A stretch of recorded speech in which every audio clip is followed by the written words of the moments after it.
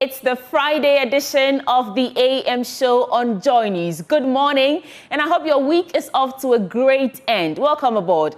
This morning, we'll start with serving the AM news like we always do, and then we get into our news review segment. Afel Moni, former GJA president, and Ishaq Ibrahim, senior lecturer at UPSA Law School, will be joining us to review the newspapers and the stories that resonate with you and I.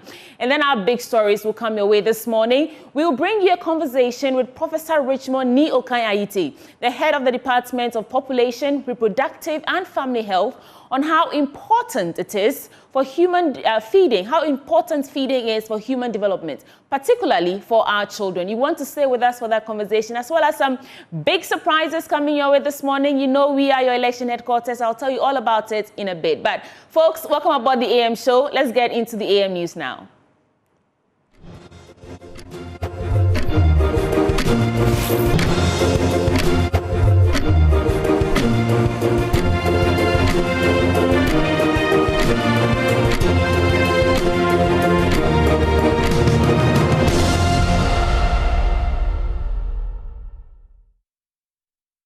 It is 99 days to the 2024 general elections. Welcome to the AM News here on your election headquarters. Election headquarters is brought to you by Petrosol, Platinum Energy, Energizing Dreams, the Chartered Institute of Management Accountants, and the American Institute of Certified Public Accountants, together as the Association of International Certified Professional Accountants. Chopbox Technologies, a convenience service, and Youth Bridge Foundation, bridging the gap for positive development.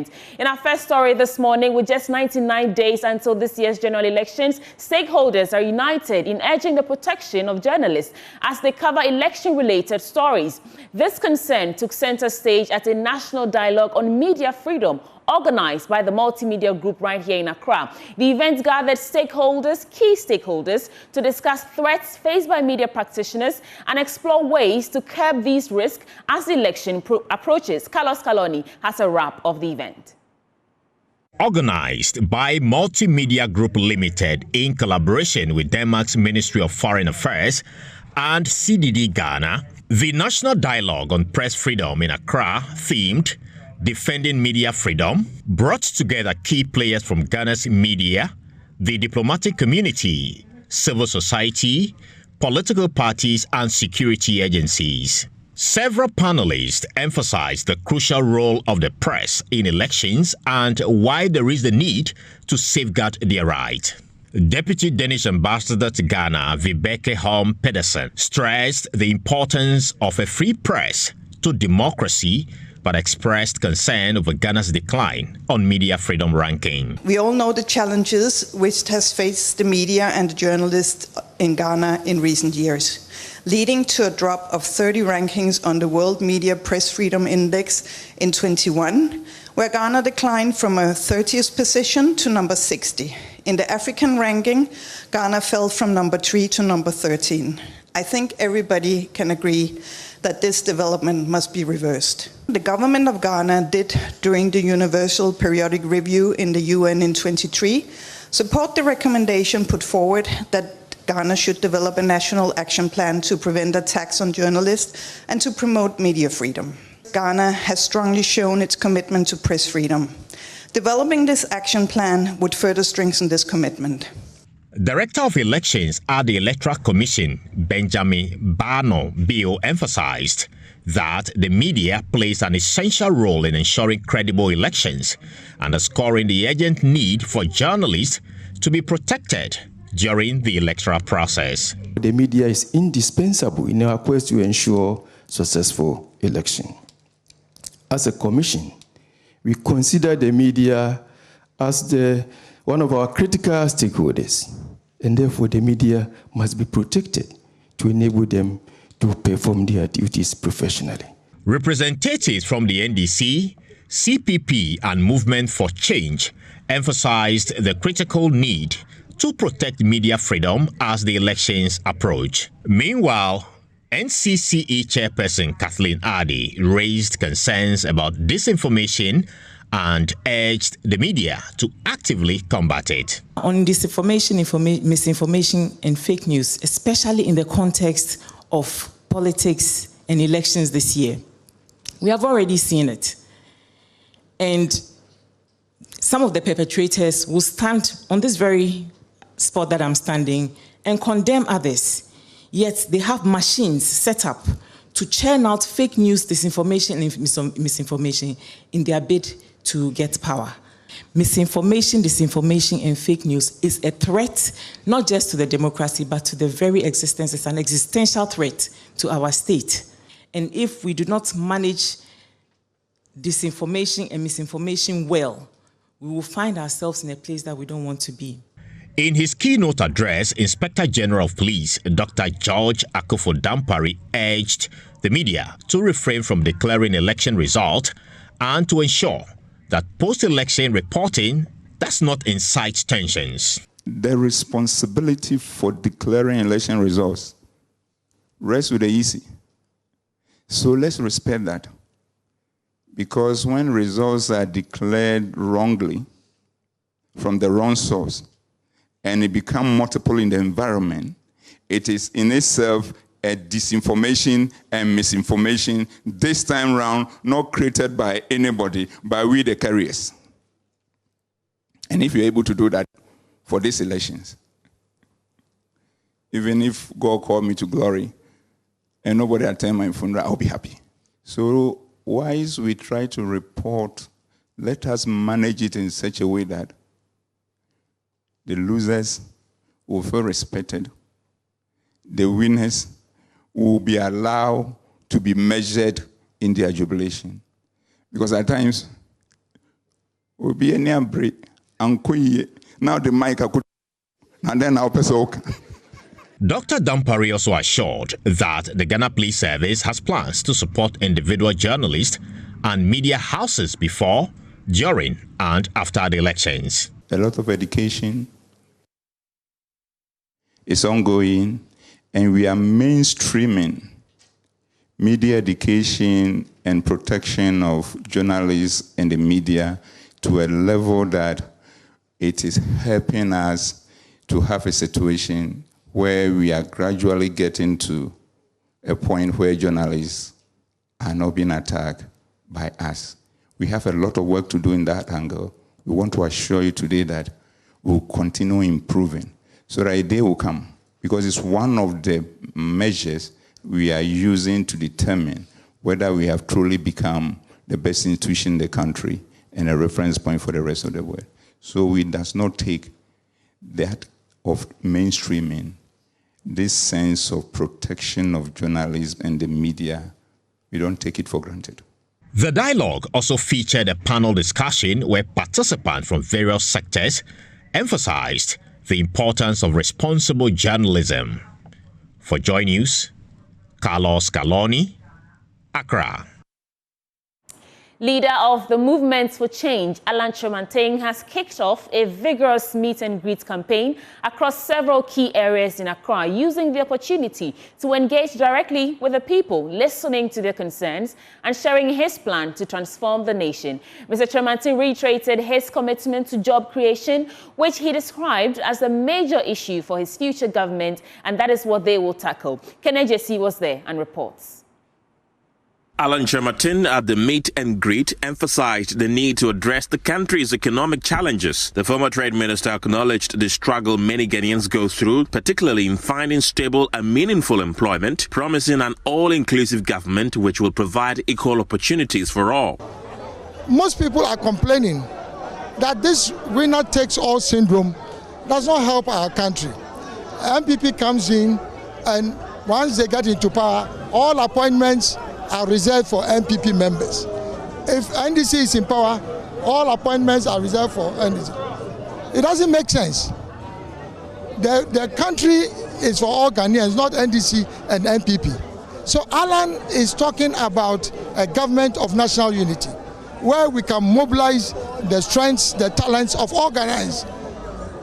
Those who are in a position to do the job they should be the ones who are giving the job. At the Neoplan station, Mr. Chermatin indicated that his track record as trade minister ensured the establishment of several car manufacturing assembling plants in Ghana to augment the nation's transport system, an initiative he says will continue under his presidency.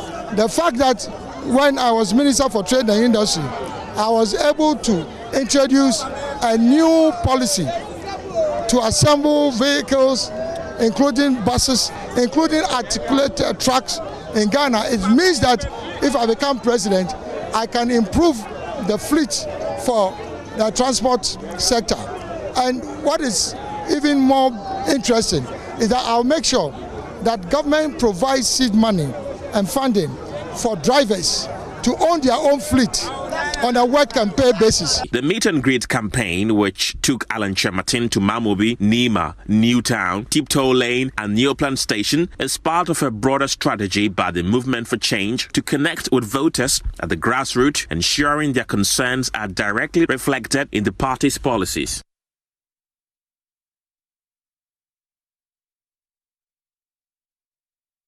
President Nana Addo Dankwa Akufo-Addo has assured that the Ghanaian people will conduct themselves in a way that disproves predictions of violence in the 2024 general election. He emphasized that the free will of the electorate will prevail over the ambitions of desperate politicians and political parties.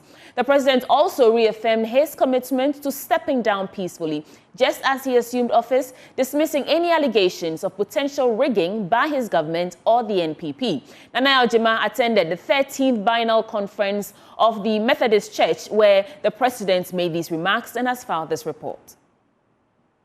In about 100 days to the 2024 general election, calls for peaceful election has been re-emphasized by many.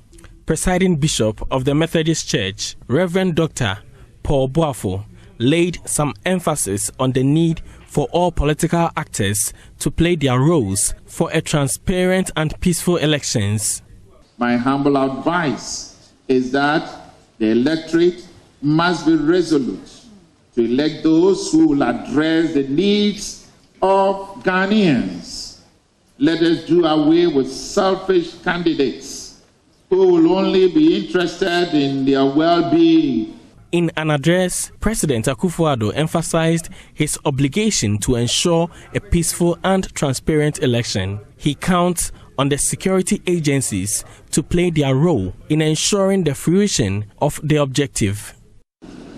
It is the free will of the Ghanaian people, not the will of any candidate or political party, no matter how desperate for power, that will prevail on 7th December 2024. We cherish our reputation as a beacon of democracy on the African continent, and the conduct of the forthcoming elections will reinforce this reputation. I am certain that the behavior of the Ghanaian people and their government and public authorities will put to shame all the naysayers, all the Jeremiahs, including, unfortunately, some persons of the cloth who, instead of preaching peace, are bent on raising the specter of election rigging and Kenyan-style bloodletting. They will be disappointed.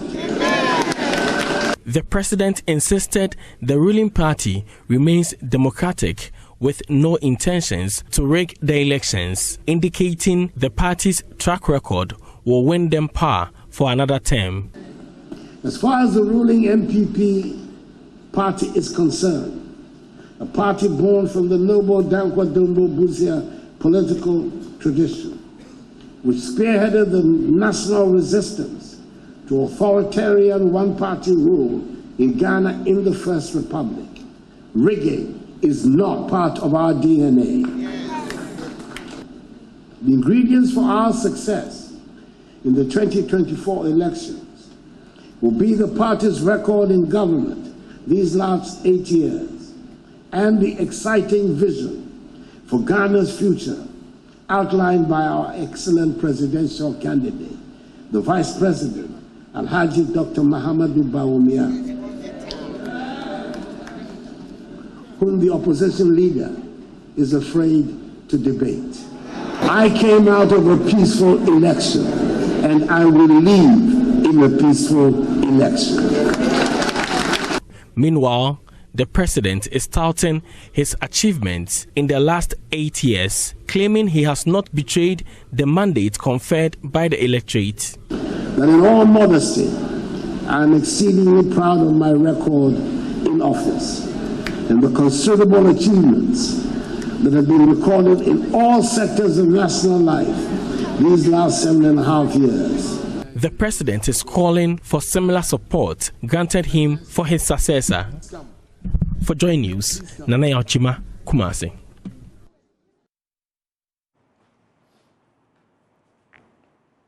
The national chairman of the NDC, Johnson Asiedu Nketia, has reiterated the party has said that the party will not refrain from its strong stance of committing to any peace pact. He insists that until all the conditions outlined in the party's meeting with the National Peace Council are addressed, signing of the peace pact will pose considerable danger to its members, who he claims were killed by security officers for lawfully protesting some bad decisions of the EC during the 2020 general elections. He was speaking at Amanase in the Ayensuano constituency as part of his campaign to the eastern region. We are soldier new. We are plus you. My baba mu pay. I am minister pay. Afri mu aba opposition. Asa baba mu da. Adia I am say. Udi abayachi. Say adia me ko ye enya papa. Ba ma ba na teso. Me ya bibia nsi. Okoya. Da ya bechi wa jira ho se. Be yi wa no. Na abai no obo ho bai no. No ni ho. Na ka o kwa no cross wa. E bia o ko. Wona o kwa ko yi wa se mo. Enu nti sabre ya ko yi. Wa mo asi wa mo bo. Ye be wi abatu ogu. Ye wajai. Police in Panifo, soldier in Panifo, me bam koko. Wrong instruction. Say aba ya kwa kochi, yen tutu en kunipa. Onfa huni. She said, crime has no expiry date. Even Watima, that who 2020, at the hotel, one more month, one more to two children. They don't consider now. And then, Yamabilu minister, Omutimaya, Omoda said, the Kunipa, the fine word, the Salma minister, and I say, Omusa Ignorance in Piso, Eka said, about your way, Omuba side, I am no side. Otaja, we say, Omudia, Broch,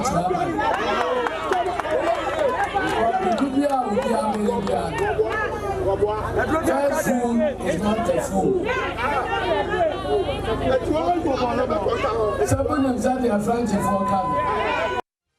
Away from our election headquarters, the chief of Achim Efiasa, Otafrija Ajimankwening II, has expressed grave concerns over the destruction of major water sources within his community, which is posing a severe challenge for his residents. He says politicians and the security agencies can't escape blame for the devastation being caused to the environment. Maxo Kudeko has more.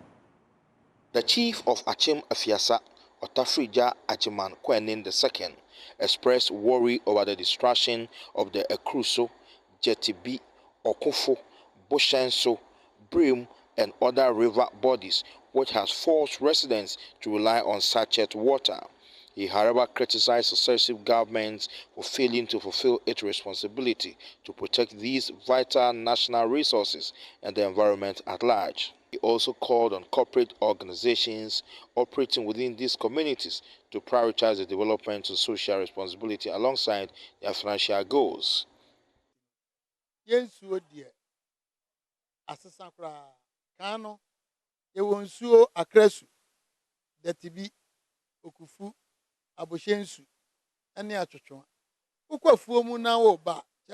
Before God and man, the mining activities have drastically changed our water bodies. When you go to your farm and need water, you wouldn't need to bring water with you to the farm, because even the Birim River surrounds us. However, the mining activities have changed the turbidity level of the water, making it undrinkable. Since 2010, our rivers have changed due to the destruction, which has affected us greatly. I can say that the government is partly to blame, both past and current, because they are looking the other way due to elections. Meanwhile, the police, immigration, customs, and even the fire service are patrolling, yet no one seems to be asking questions. Immigration custom officer for Bonsra, and the fire service for Kra a Bonsra. Now, be anywhere what may be said, a Juma woo ye. To me, Krata Ben and Man ye Juman. Meanwhile, the International Precious Metals Bullion has handed over 50 mechanized boreholes for the Afiasa and the neighboring communities. The founder of the International Precious Metal Bullion, John Vikings, also emphasized the importance of investing in people, which will ultimately benefit the business in the long run. What people forget is we don't invest in business, we invest in people. If you don't invest in the people, there's no future. So this is why we're here today. We're doing the borehole project. We want everyone to be standing and strong before there's a chance to do business. Otherwise, it's not business. So we're here to invest in the people in the region. We're bringing new technologies, how to process gold with a bacterial method, so there's no chemicals involved in the process. Maxo Kudako report for Joy News. Now, state-owned enterprises have seen a reduction in loss by 80%.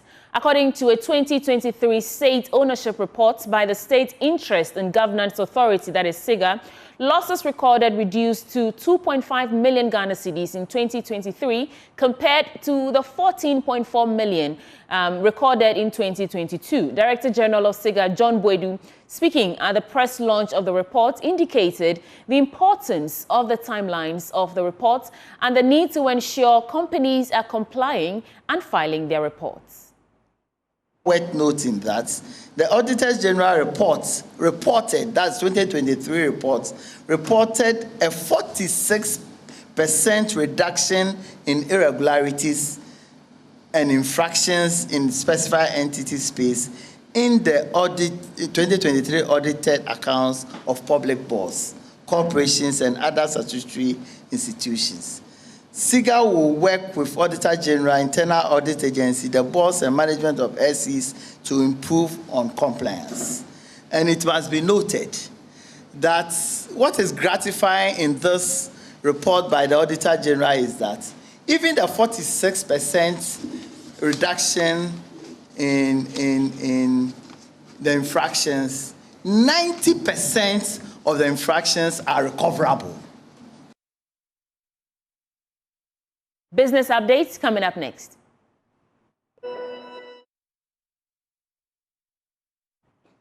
For our business story this morning, Ghana recorded a 10% drop in foreign direct inflows in 2023. That's according to consulting firm Bridgewater Advisors. And this is the lowest inflow over the past decade and 28% lower than the pandemic days. Here's more in this report. The report stated that FDI inflows to Ghana fell by $1.4 billion in 2023. This followed a dismal performance in 2022. The country's shares of inflows into Africa and West Africa between 2024 and 2023 averaged 6% and 23% respectively. However, outflows rose by 46% to $55.76 million in 2023.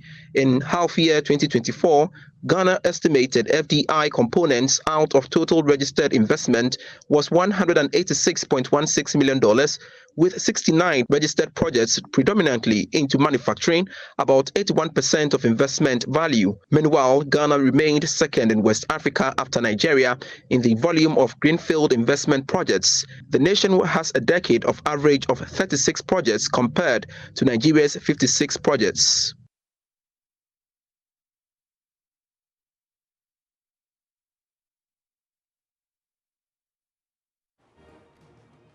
It's a wrap for the business update and the AM News Bulletin on the AM show. Stay with us. We get into our news review segment shortly. Afel Moni, former GJA President, and Ishaq Ibrahim, senior lecturer at the UPSA School of Law, are joining us to review the newspapers. We'll be right back.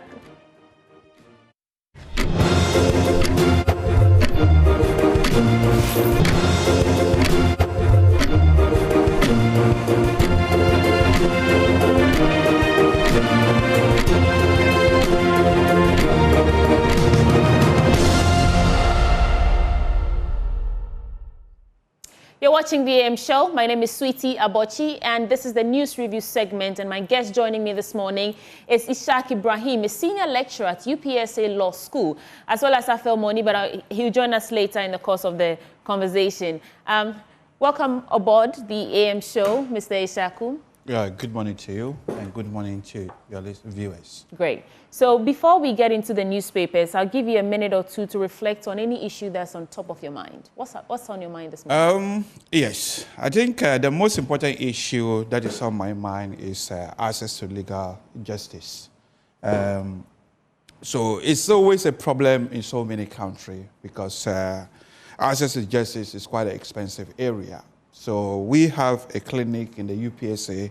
We call it the legal clinic, whereby we try to help those who are struggling to get legal representation. But our focus is on prisoners' rights. So because of that, some of the lecturers who are called to the bar and they are practicing barristers, together with our students, we usually visit in one prison to help those who are on remand. As you may know, some people are on remand in Ghana for a very long time. True. Because for one or two reasons, they are not able to get to the court to process them very quickly.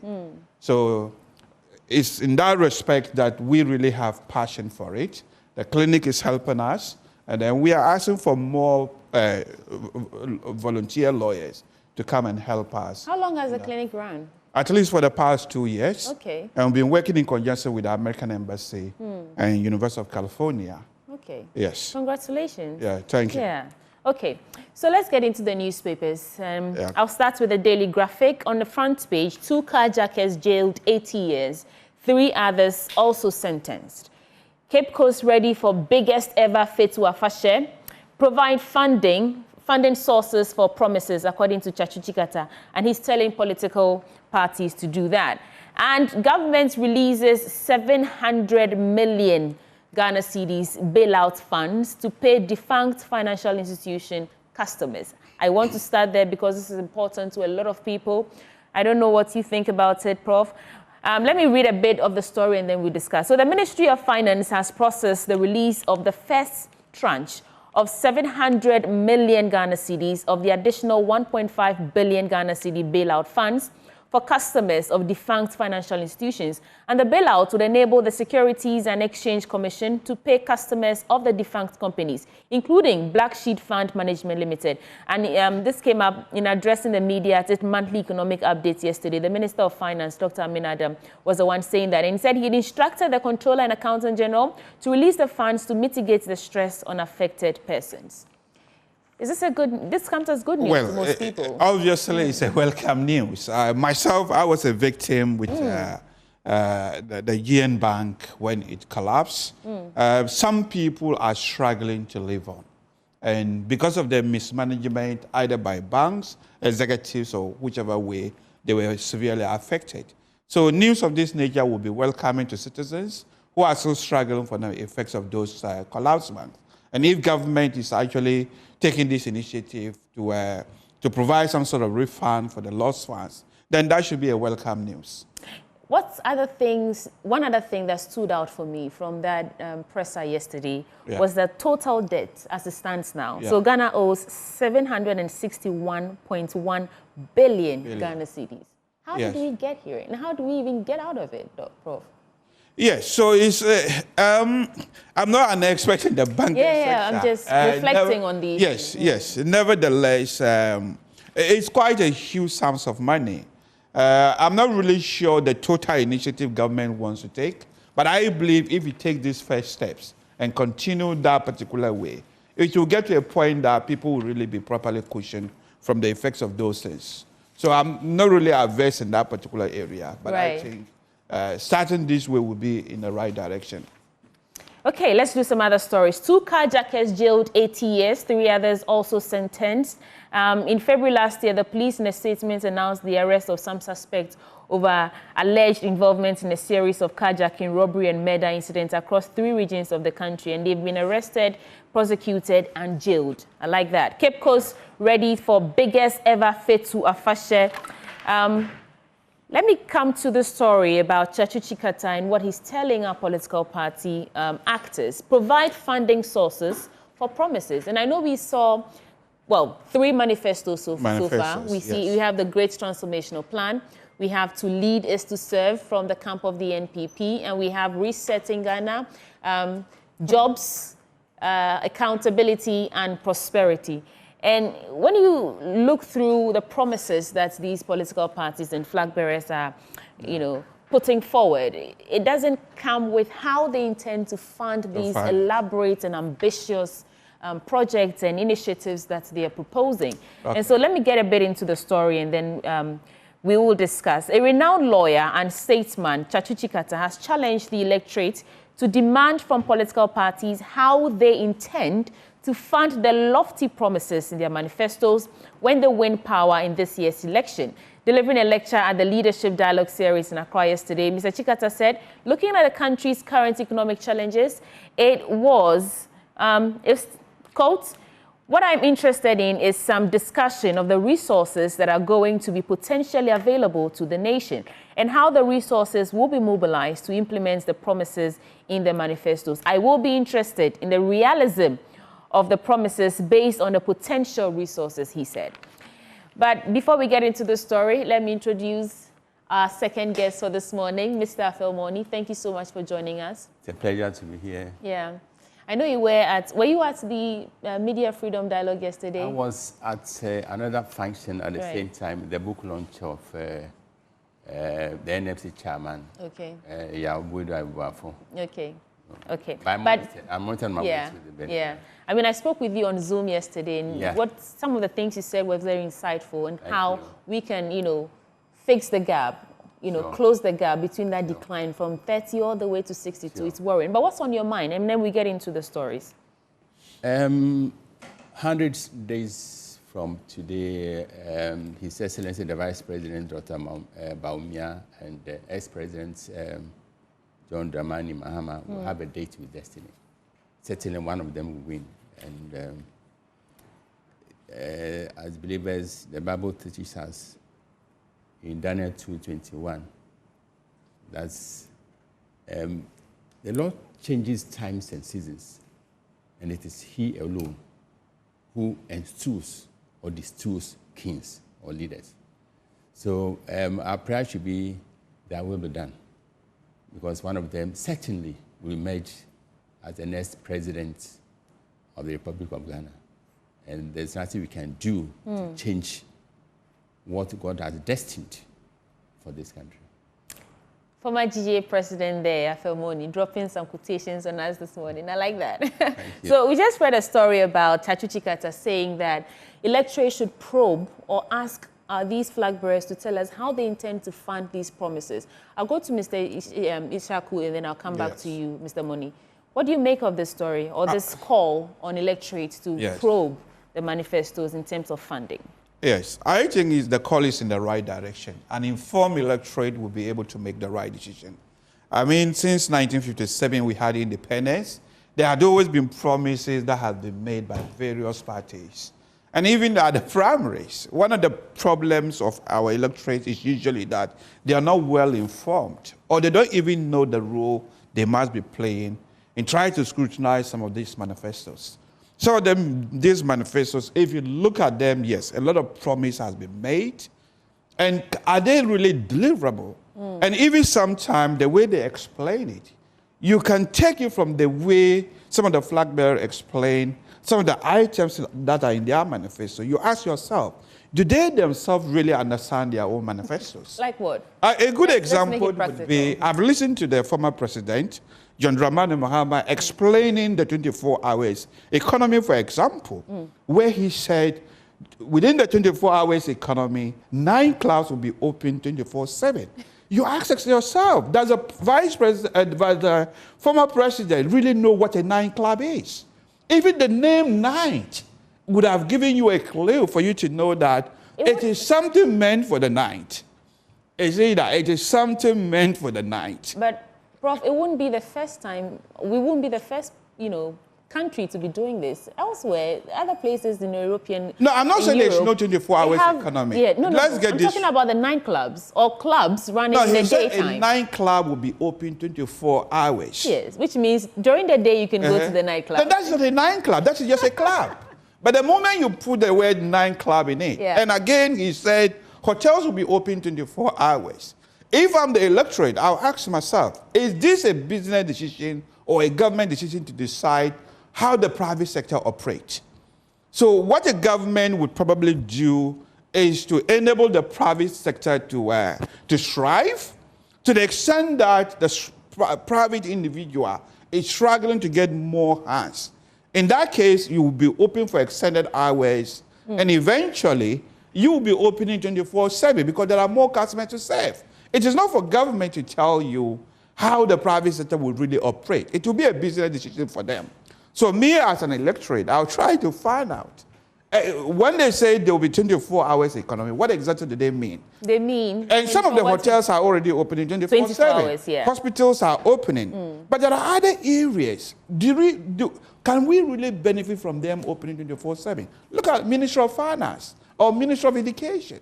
You don't think it's possible? No, I mean, elsewhere. Look, the Chinese have a proverb that only a fool learns from their mistakes. Other people have made mistakes for you to learn from. So let's go to the advanced country and see how they operate. For example, I have the benefits of living in Britain more than 20 years. Look at how the British economy operates. It's a mature economy.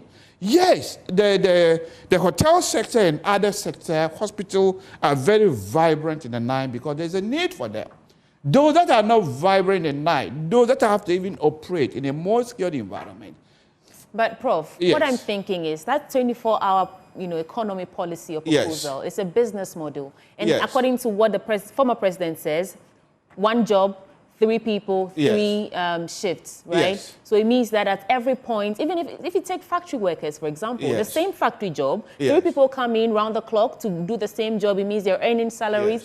And I think if there's a demand for it, we will be able to supply. Yes. Right? So if there's you could argue that if the Ghanaian people decide that there is a demand for this, we have the people who are about 2 million people are unemployed. Is that not a good thing? It is a good thing to have a 24 hours economy, but as I said, there will be a business need for it. It's not usually government that decide whether such and so business should open. But it's a business model that institutions can decide to on board with or not. So and he says those who will on board will get some incentives. So the government should start with policy that would expand the private sector more. Okay. If you do not expand the private sector and just have a policy of 24 hours, how does it operate? And as I said, we already have it. All right. Hold for me. Let me come to Mr. Moni. Mr. Moni, Chajikata says we should probe. And then there's this issue of 24-hour economy. What are your thoughts?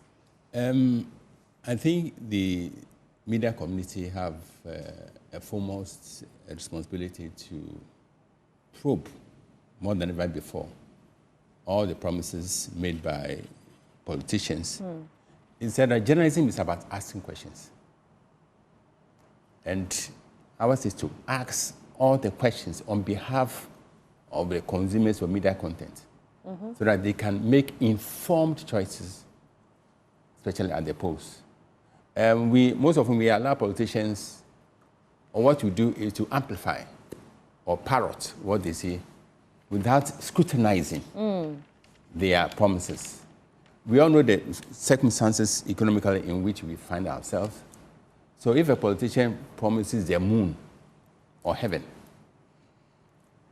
ours is to find out, subject that promise to the tightest scrutiny to ensure that we are convinced that this is possible. Most often, sometimes for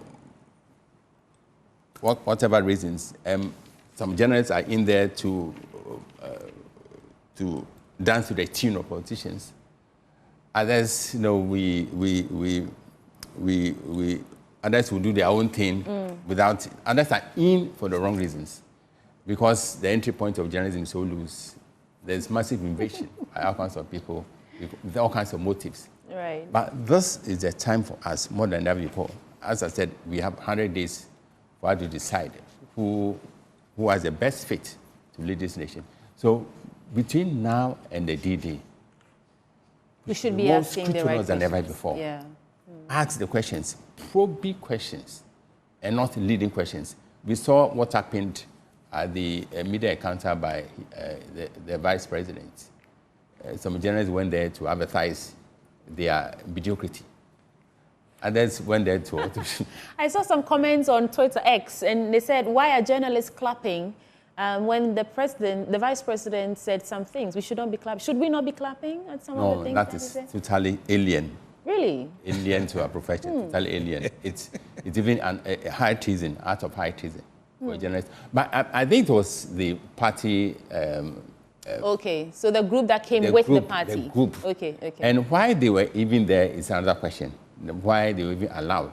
I saw some high-profile state officials who were there, and maybe to lend support. Support, yeah. But they defeated the purpose of being there by clapping. It rendered the whole thing something else. So we're all learning. It's said that even in the grave, we learn to rest in peace. So I believe the handlers of His Excellency, the Vice President, will take this as a crucible, right, and shape up for the next encounter. Okay, let me quickly rush through this paper and I'll come to you, gentlemen. 2024 school selection process underway, GAES is saying, and this is important information for our audience, and the 2024 school selection process for basic education certificate examination candidates has commenced in Accra, and the exercise, which started on August 28th, will end on September 4th, take note, 2024. In a statement signed by the Acting Director of Schools and Instruction Division of the Ghana Education Service, Mr. Dia, the service urged parents and guardians to be actively involved in the exercise to ensure a smooth placement process this year. Show NPP red card on December 7, according to Mahama. He's urging voters reject politics of division for peaceful elections. And let me see what's on the back. EC meets NDC on September 6th. Okay. The Electoral Commission will meet officials of the National Democratic Congress of September 6th to address concerns of the NDC on the Provisional Voters Register. And I mean, it's not just reading the story in the paper. My own colleagues here in the newsroom have had issues on, their names being removed from where they registered to other stations with no explanation, and you call for clarity and they tell you that you have to go to somewhere else to rectify the situation. Challenges about people even not able to verify their details and all that. So I think it's a good call that the EC wants to meet, and it shouldn't just be meeting the NDC. It's not only the NDC that has this problem. Other ordinary Ghanaians are having this problem. Maybe they should have an open forum where we, the electorate, gets to tell them what our issues are, and then they can start fixing the problem. But I'll come to you, Mr. Moni. Let me start with you, Prof. Yes. What do you make of this? I mean, electoral integrity is always important. For you to elect the right people, people will need to have the opportunity, and the Constitution have already guaranteed it. So I think, as you said, whatever step the Electoral Commission would use to ensure electoral integrity, they should do so. I think the NDCs are going there because they have requested. I've seen a video footage of them making complaints about people's names being moved from Tamale and I think to Upper East region. which is really a concern. They need to investigate to get to the bottom of it, to find out what went wrong. And if they have to rectify quickly before January election, it will be in the call for the right direction. Right. But want people who are elected to really be elected based on merit, not based on electoral tactics. Yeah. Yeah. Mr. Moni, like you rightly said, 100 days. 100 days, yes. I think this is a time for the EC to resolve all the lingering issues surrounding elections. You know, the freeness and fairness of elections are not determined by what happened on the D-Day. All the processes should pass the tests of transparency, integrity, responsibility, and all that. So it's a call in the right direction for NDC to demand answers from the Electoral Commission. This is normal because the NDC is a human institution, and with all human institutions, perfection is an impossible goal. But at the same time, they should have a listening ear, you know, take on board all the concerns, all the criticism. It said that criticism is a gift. So they should listen to all the parties, you know, take them, and then sit down. It's a good idea that NDC has sent to IPAC. Yeah. Yeah, because that posture was inimical to democratic progress, and now that they've changed their stance, this is a time for AC to engage them more, you know, as well as other parties, so they will all be on the same page and allow the electorate to decide. At the end of the day, the decision or the winner should reflect the interests and choice of the people. Let's do your paper now, Mr. Moni. And that's the new finder. New finder, 700 million cedis released to states. Securities and Exchange Commission. Yeah, we got into that story. That is for the defunct financial institutions. The funds, yeah. I think this cash is like oxygen. They need it at this time. They haven't gone through hell. The hellish experiences should be consigned to the dustbin of history. And we should also learn that never again should we allow a group of people who hide behind such enterprises to fleece the ordinary Ghanaian. Gold for oil policy needs reform, and this comes from Dr. Siama. So questions have been raised about this gold for oil, and His Excellency the Vice President has touted this intervention, gold for oil. According to him, our economy was teetering on the verge of collapse, but it took the intervention and the gold for oil to ensure that we stay afloat economically. But others have raised issues about the gold for oil policy, as well as the World Bank. So this is a time to also subject it to all kinds of scrutiny to ensure that the nation is not shortchanged in any shape or form. Right. Prof. Ibrahim, do you have reflections on the gold for oil policy that needs reform, as the story is saying? Or should we... Okay, the gold for oil policy, I think I've heard the Vice President spoken about it, how successful it was in actually preventing Ghanaian economy from total collapse when we were having these exchange problems and then the rate was going up.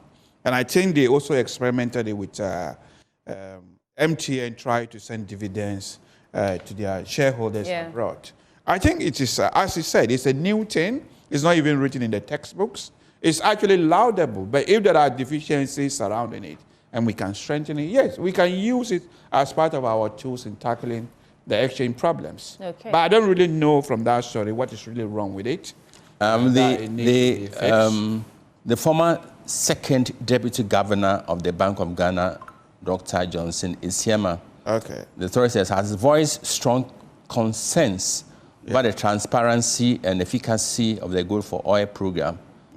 And he says the program lacks transparency and he raised alarm over the program being managed by the Bank of Ghana. He suggested that the current setup is problematic and could be causing financial strain on the central bank.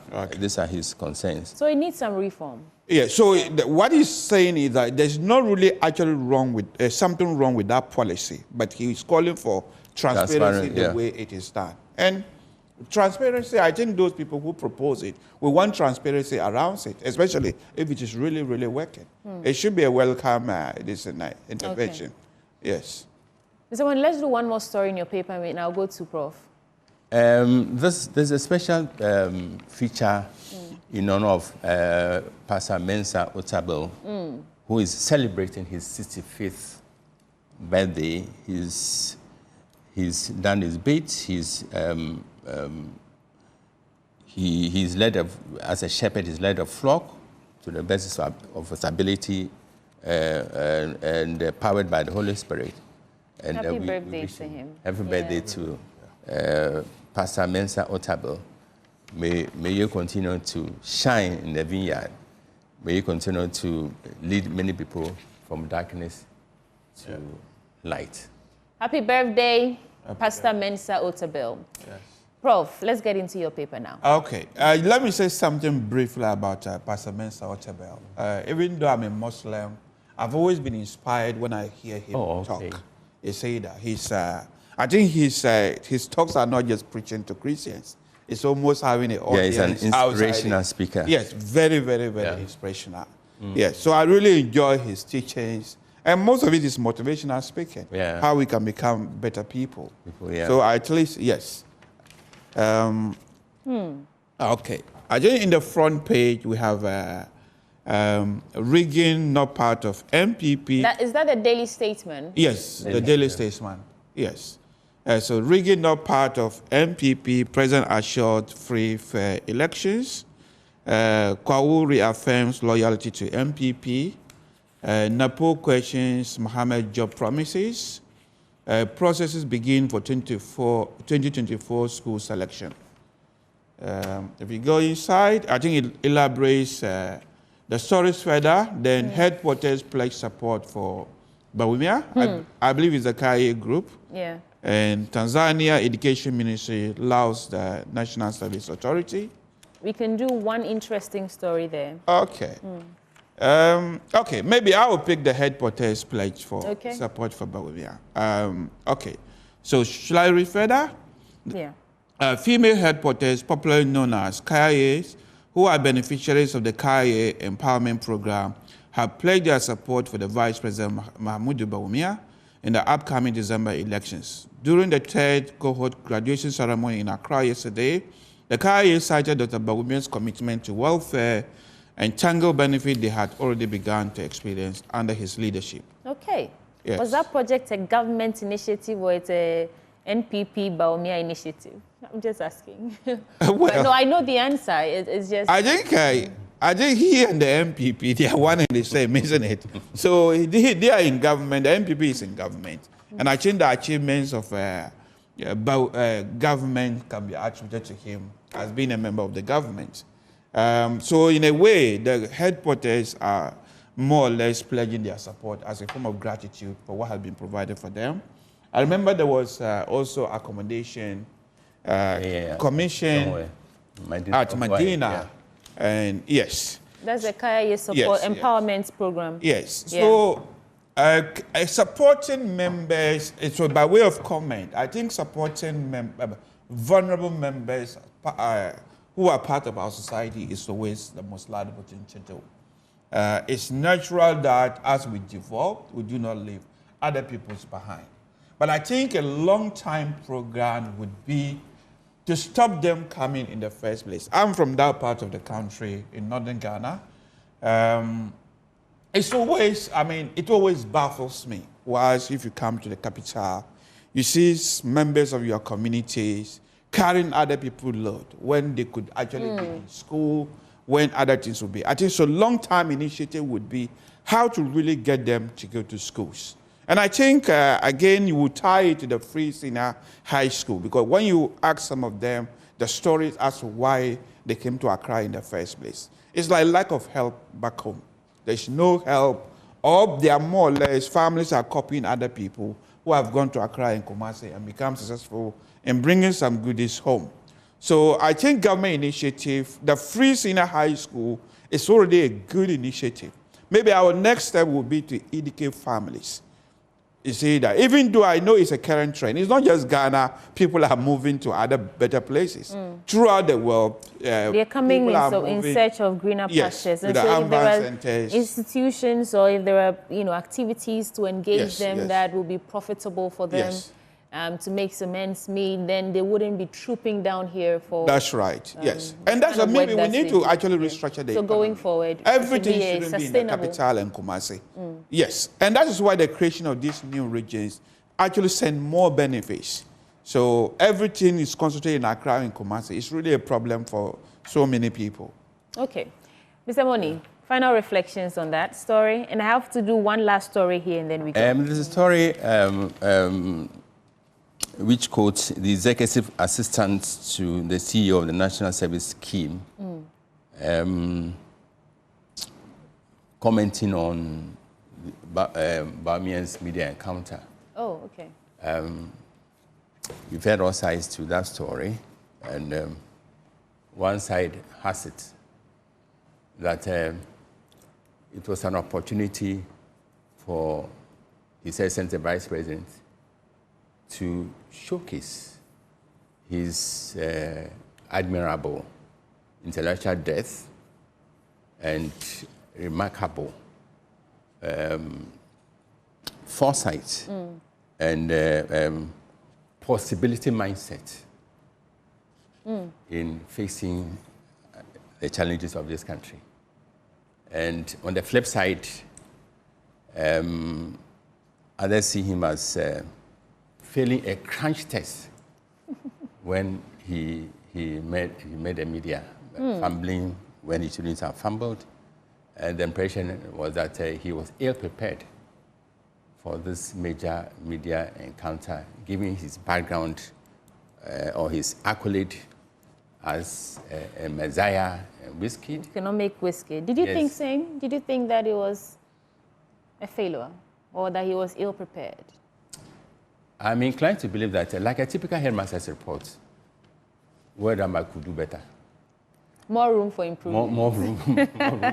Okay. Certain areas, he did well, but in certain areas too, he provided inordinate details to simple questions.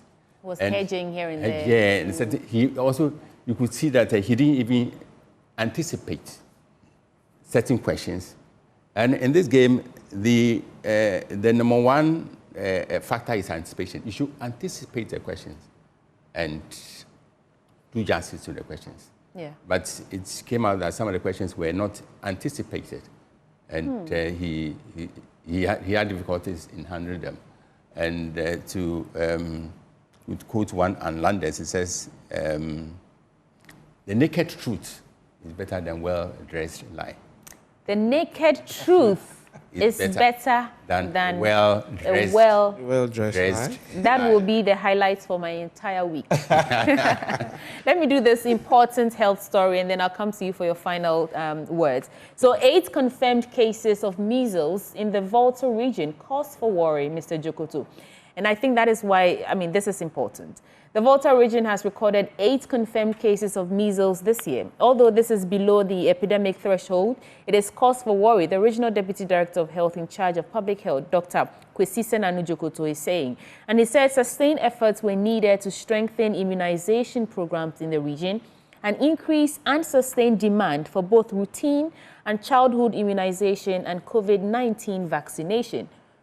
About 80 risk communication subcommittee members of the Ghana Health Service, heads of departments, unit heads, and all those were, they attended that meeting where he explained that high vaccine uptake was essential for achieving herd immunity and controlling the spread of infectious diseases. And like he said, although this is below the epidemic threshold, it is a cause for worry. And I'm wondering, what's the challenge there with immunization? But your quick reflections and make it your final word as well for me. I'll start with you, Prof. Okay. I think measles, in this our present world, measles shouldn't be killing anybody. It shouldn't. For me, measles is more or less like a personal thing to me, because my immediate sister who was next to me, we had measles together, and then unfortunately she died. Oh, You see that? Yeah. That's about years ago, about 25, 30 years ago. So measles is, in fact, I researched about it when I became a nurse.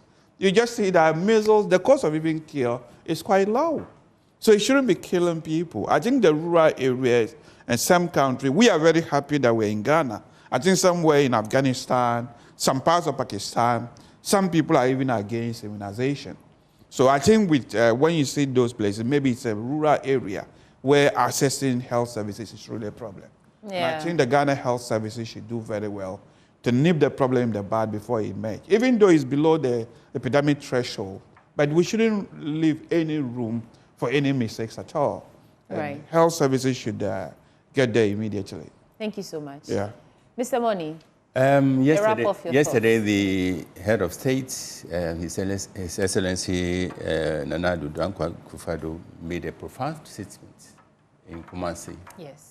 At a meeting with the heads of Methodist Church, and he said he inherited a peaceful country, and he will hand over a peaceful country to whoever wins the elections.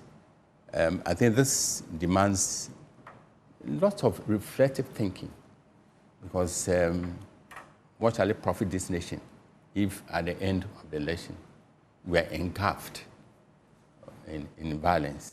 And the media in particular have a key critical role to play by refraining from fanning the flames of tensions and stoking the embers of violence. Every election comes with its own tensions. Yeah. Every election induces its own tensions. So the high voltage tensions, red hot anger, the do or die imperatives which characterize our elections are no excuse for violence. Once violence starts, no one can determine how it will end. Yep. We have a copious lesson to learn from countries which have disintegrated into something else, all because they allowed violence to fester. And now I was in Liberia soon after the elections, and I saw it with my naked eyes. The level of distraction, the level of deprivation, the poverty, it was so wrenching. So we should know and do better. We should do better. Thank you so much. That is Mr. Afel Moni, former GJA president. And we also have Professor Ishaku Ibrahim, senior lecturer at You are not? Oh, okay. So just Ishaku Ibrahim, senior lecturer at UPSA Law School. Thank you so much, gentlemen, for joining us to review the newspapers. And that's how we're wrapping up for the news review segments. But you know there's still a lot more coming your way on the AM show. We'll be right back. Thank you.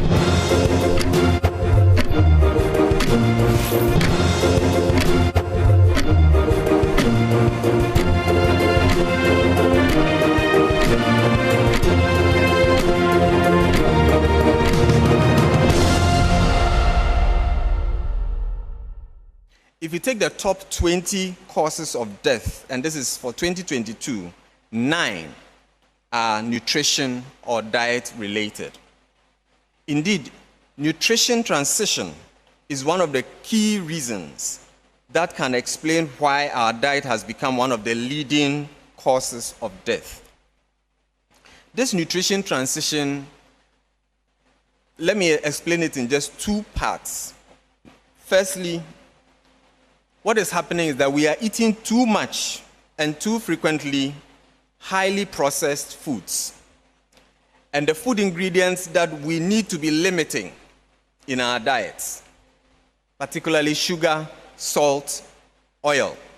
A lot of our food these days has these ingredients. It looks like these days, when in doubt, fry the food, isn't it? We know that such foods increase our risk of chronic diseases, and there's lots of evidence that demonstrate this.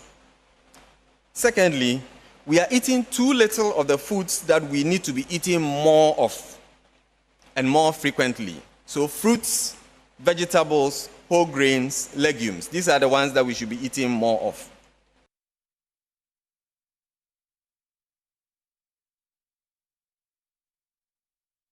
Especially for those of us who live in the global south.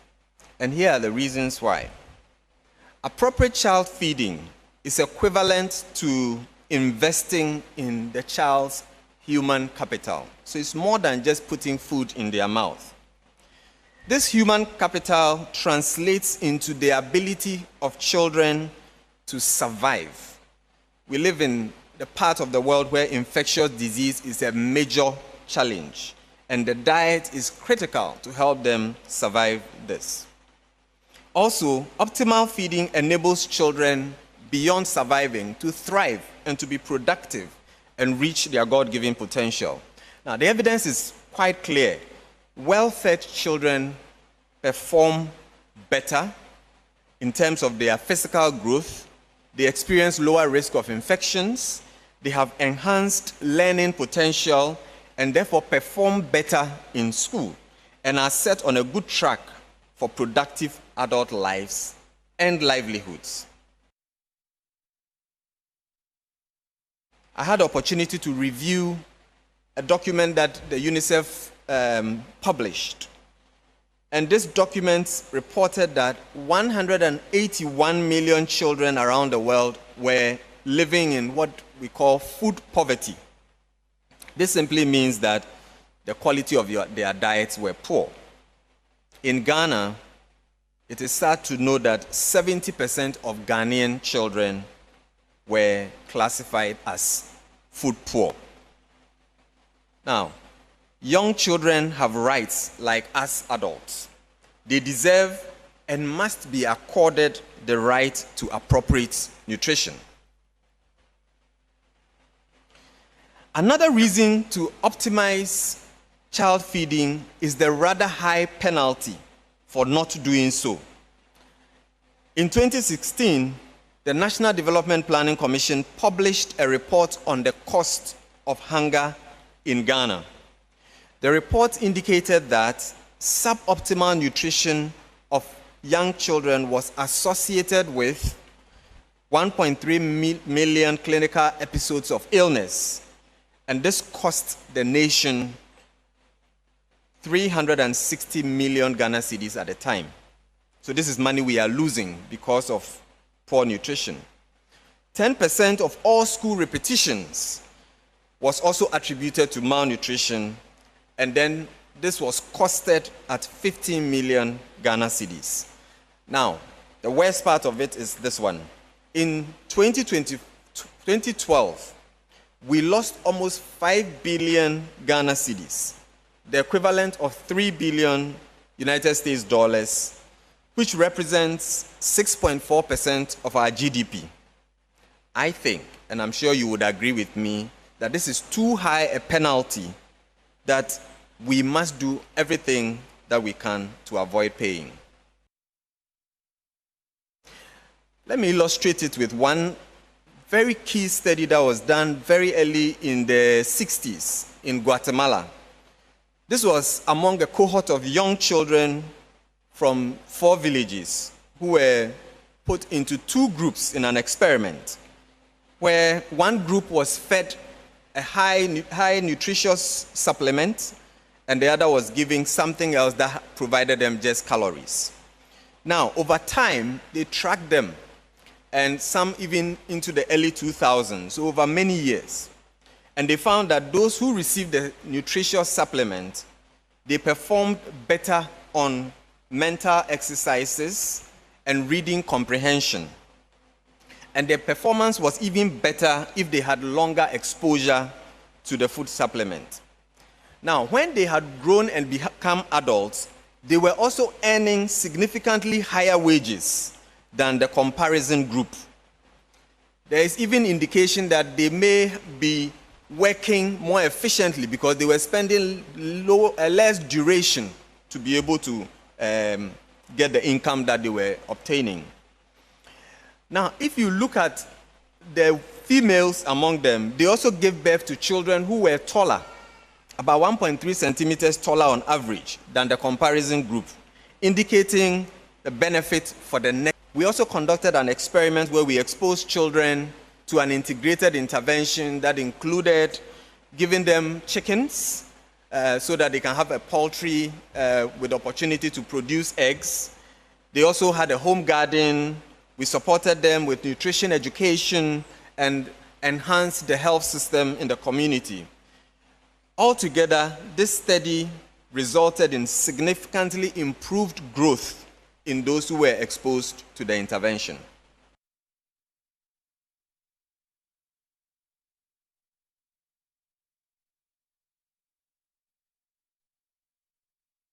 A few principles are important to mention about how we should feed our children. First, there is the need to recognize that young children are entirely dependent on their caregivers. Unlike older persons, they cannot say when they are hungry. Sometimes the way they say it is through signs, crying, and all kinds of motions and cues that they give us. And they depend on their caregivers to decipher these cues that they give us and to do it correctly and in a timely fashion. Try a child who is hungry and you don't respond in time. You would not be happy with the response. Early childhood, especially below age 2, is a time of rapid growth, faster than any other time in life apart from adolescence. However, infants and young children have the limitation of a small stomach. Therefore, they must be fed more frequently than older children, and this can be inconvenient for caregivers. Child feeding is also complex and dynamic, constantly changing, and so the parents or the caregiver has to keep up with the child. It requires here also two key actions that we often get wrong culturally. Young children must be fed on demand, anywhere, anytime, and not on the mother's schedule. And the mothers here know it. Second, optimal feeding requires being responsive, meaning that the caregiver should be observant and respond promptly to the hunger cues. Further, feeding challenges can occur and they occur frequently. Therefore, there is need to deliberately take steps to support caregivers. And for first-time mothers, this can usually be very challenging. Finally, there are critical feeding transitions that can have adverse implications later in life.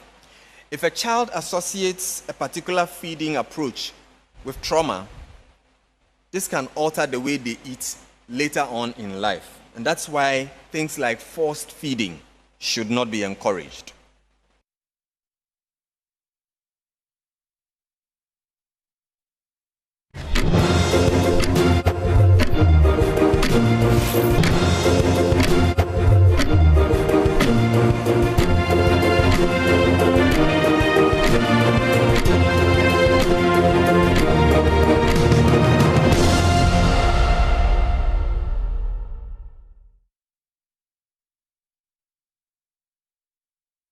Let's discuss that. This morning, we're bringing you a conversation with Professor Richmond Ni Okan-Ayiti, and he's head of the Department of Population, Reproductive and Family Health at the University of Ghana. And the conversation was on how important feeding is for human development, particularly for our children. And those videos that you just watched are excerpts from his inaugural lecture at the University of Ghana. Prof, it's good to have you. Welcome aboard the AM show. Thank you. I'm happy to be here. And congratulations. Thank you. For becoming a professor.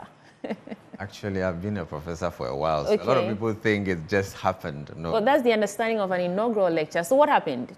So when the university gives opportunity when you become a full professor, so that you can share your work. True. And also give opportunity for people to know what the university is doing. Okay. And your lecture was on child feeding for human health and development, bridging the no-do gap. I think that's a very interesting choice of topic. But let's start by telling us what inspired you to focus on child feeding in the first place. Child feeding has been my passion all my career. I've been working in the area of child feeding since 1999. Probably that makes me a grandfather. Many years ago, there was a study in Ghana and in 6 other countries. The purpose of the study was to come up with the growth charts, what we typically call the weighing cards. Yeah. That everybody take their child to the weighing center. In that sackcloth makeshift hanging thing. I remember from my little ones. Got it. Yeah. Okay. So the idea was that our study would help us determine what's the best growth chart.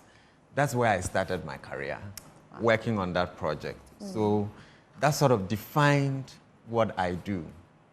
So most of my work is really on how do you ensure that children grow well, and what they eat is really what defines largely how they grow. Okay. Not only what they eat, but also all the things in their environment that they are exposed to. Infections, the way a mother cares for the child, the interactions that they have, even the kind of space they spend their time in. And that's why daycare is really important. Every experience you have in life shapes you to become who you are.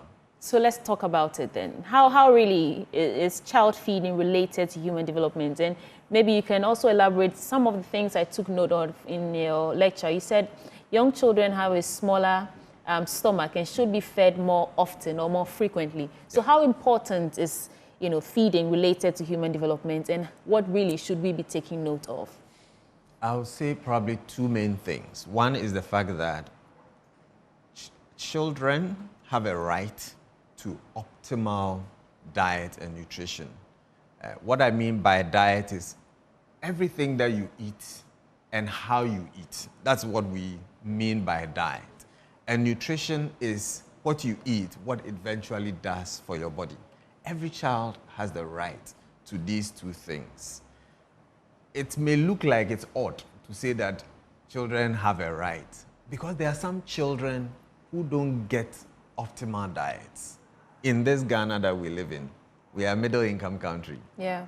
But there are children who are not getting enough to eat, and enough frequently, and of quality food. So in my lecture, I did point to a UNICEF document that came out just this year, actually. Is that the 181 million children facing food poverty? Exactly. But the sad thing is that in Ghana, 70% of children under 5 years are considered food poor. Under 5? Under 5. Now, we are not only talking about people who live in poverty, not income poverty. They may be in a house where the parents have everything it takes to purchase food, but still experience food poverty. It's just because they are not being given what they need at the time that they need it. So that's one key thing. We have to be intentional about how we feed children. Otherwise, children don't grow well. And then the second reason is that if they don't grow well, it programs them for the way their lives will become. In fact, I pointed to a study where in Guatemala, they had shown that children who are fed well actually grow up to be adults who earn better income. Let's use just income as a proxy for how your life turns out. But actually, the whole quality of your life can be determined by how you are fed as a child. You are what you eat. You are what you... Thank you. Yeah. So those are reasons why we have to be very intentional about what our children eat, how they eat, how frequently they eat. You can't subcontract the way your child is fed to another person. Right. Because children are brought into the world. You have to have a plan for taking care of them. And you have to make arrangements. Now, you say that these days people are very busy, and some are subcontracting the care of their children to other children. So you see another child taking care of another child. What do you think the outcome will be? Disaster.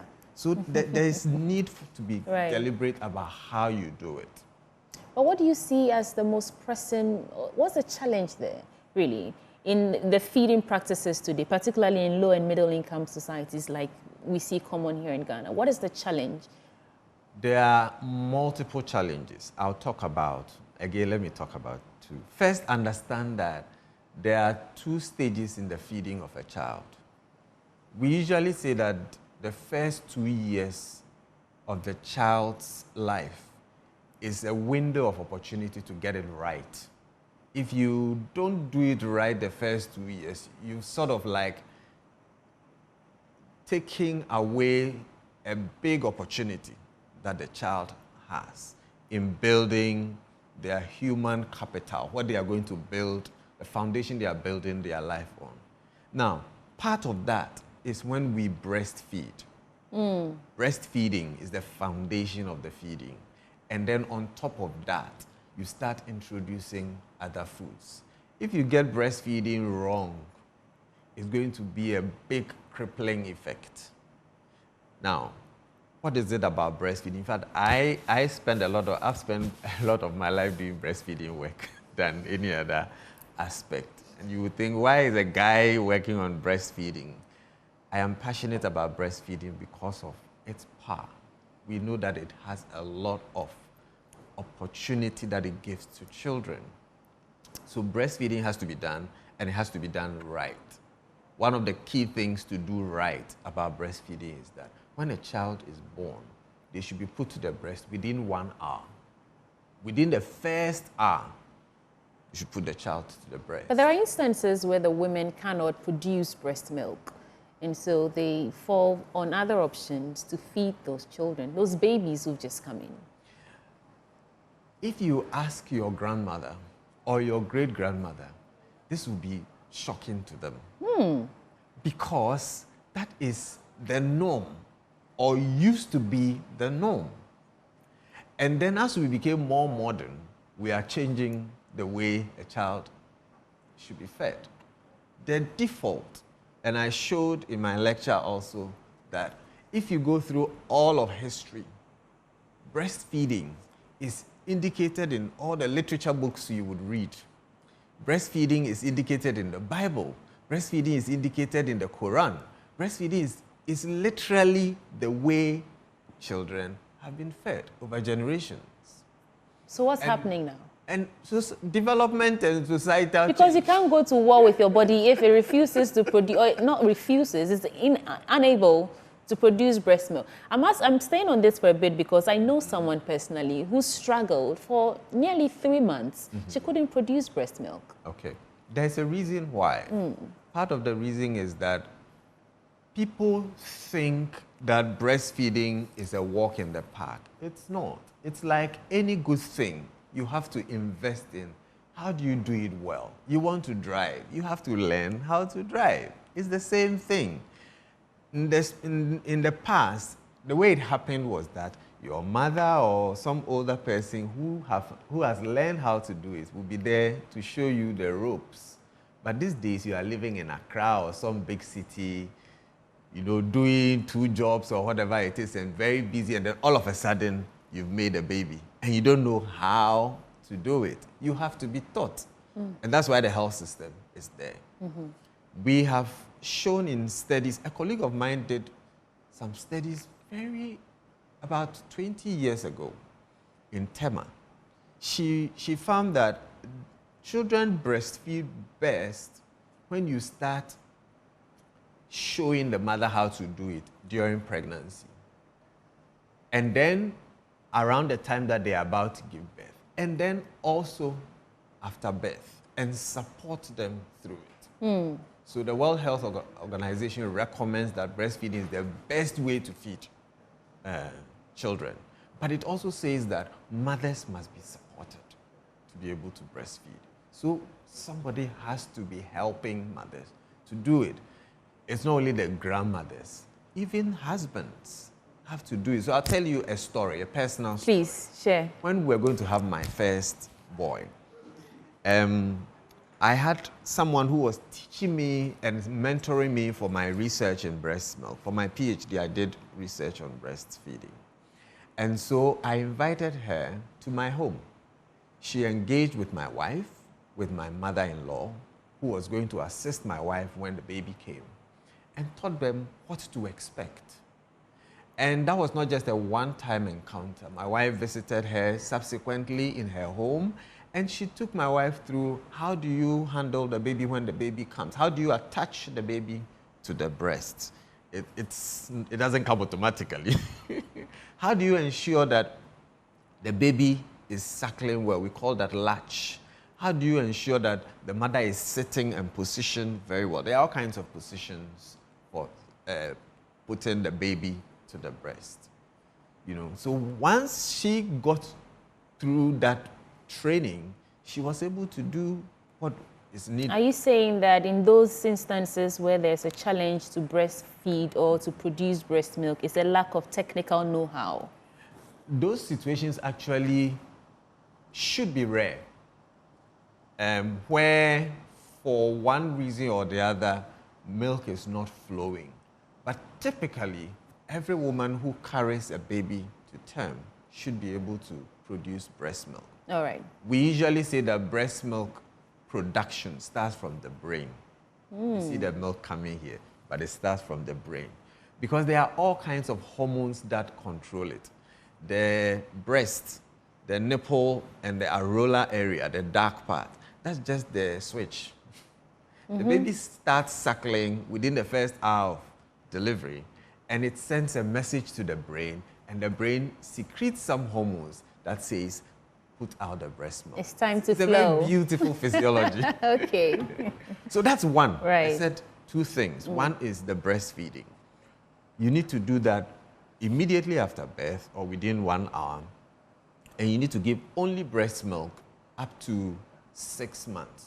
No water, no nothing, only breast milk. And it is enough to feed the child. It's difficult to convince people, to convince mothers to only breastfeed their children for the first 6 months. Yes. They want to pour a drop of water in their mouths. That's cultural. Yeah. People think if you eat, you drink water.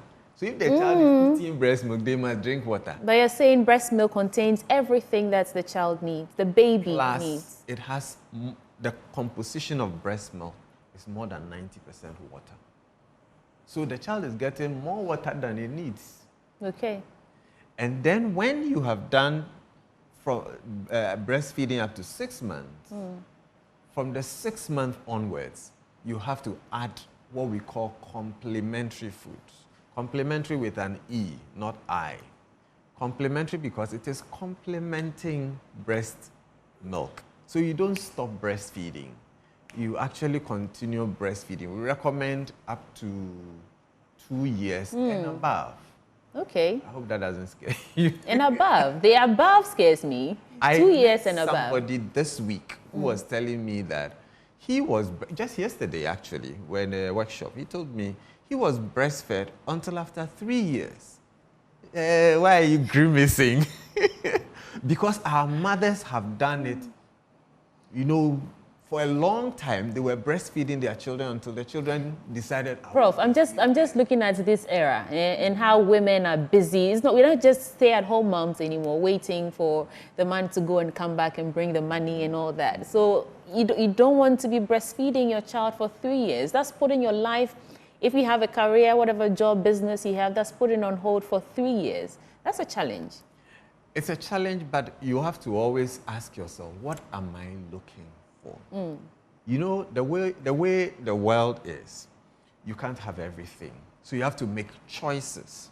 I'm not saying women shouldn't have careers, but I'm saying, how do you put the two side by side and be, we say it this way, to be successful in your productive work and to also be reproductively successful. The two should be able to work together. I guess that's where technology comes in. We have pumps now where you can pump some breast milk and keep it for a while. The average Ghanaian may not be able to afford a pump. So you can hand express. The first pump for breastfeeding is your hand. It was discovered by God. And it's actually not difficult to do. In fact, it is actually better and easier. So during my PhD, I was teaching women to express breast milk. You'd be shocked, but it's actually not very difficult. Okay. So those are some of the challenges or some of the gaps. Now, I just want you to sort of summarize the key lessons from your inaugural lecture, addressing that no-do gap and what we should take out of it. One of the gaps is that we know that mothers should breastfeed, but we are not supporting them enough. and especially support in the health system. So the health system has created an intervention where when you come to the health facility, they should support you. We call it baby-friendly hospitals initiative, where right from pregnancy you are supported until you give birth. Mm-hmm. The reality is that we have only a few of our facilities that are baby-friendly. In fact, for my last check, it's only 1/3 of maternity facilities that are baby-friendly. And even the few that we have, many of them are not supporting mothers as they should. That's one of the things we need to overcome. Another thing we need to overcome is exactly what you said. Women have to go to work. Very beautiful workplace. Could you find a room where a mother who has a baby can have her baby there, and in between working, the way you are working very nicely here, and your baby is there, you can have a break, go and breastfeed your child. Somebody is there taking care of your child. Win-win situation. Many workplaces don't have that. We also want a situation where mothers can have maternity leave long enough to be able to have, I told you, breast milk comes from the brain. Yes. You relax and you are not under stress so that you can produce milk. Actually, stress stops milk from flowing. So mothers need to be relaxed and they don't have to think about work, at least for the first few months. Do you know how many months Ghana gives you? How many? It actually gives you paid maternity leave for 12 weeks, only 12 weeks. And yet it says you should exclusively breastfeed for 6 months. So there's a big gap there. And we are trying to increase that.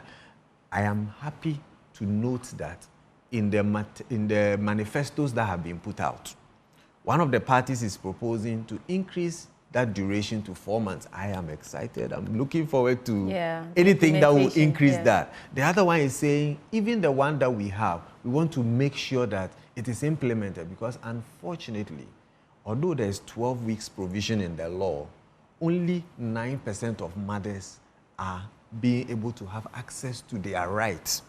I want you to champion that, because there are so many mothers in Ghana who are working and their employers are not giving them paid maternity leave, and it is in the law.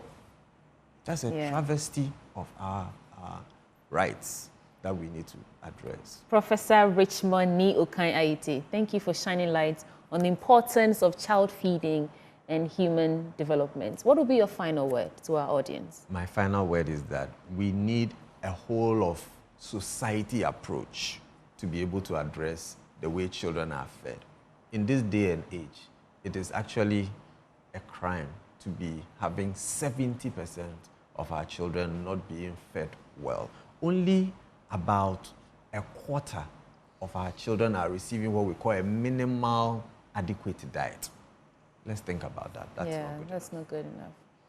What about paternity leave, though? I mean, you talked about support. One of the things that will help us, meet these goals or target is support. And the husbands should be the number one, go-to for support. What do you think about paternity? Better than I can say it. So what do you think about paternity leave? I think that family and parental support is important. And obviously, the father is a part of that. Right. I would support paternity leave anytime. Thank you so much for joining us. And that was Professor Richmond Ni Okan-Ayite, just discussing further his lecture, his inaugural lecture on child feeding for human development and addressing the no-do gap. Thank you so much for joining us. Thank you for having me. Right, there's still more coming your way on the AM show. I told you about some surprises from my election headquarters. Keep watching to find out.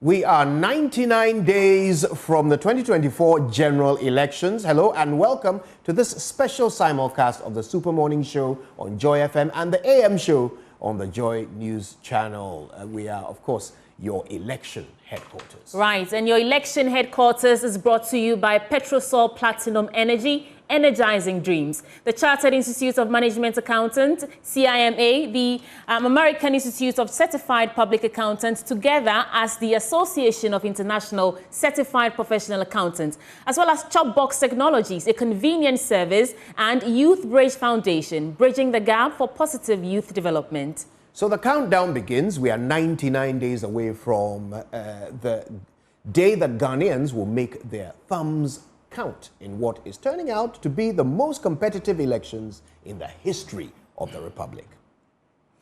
With political conversations heating up across the country in a charged atmosphere amidst mouth-watering manifestos to either reset or upgrade, and I should add, transform the country, the political parties have concerns about the EC's impartiality, and are citizens truly ready to cast their vote, and is the state ready to carry through its mandate for a successful 2024 elections?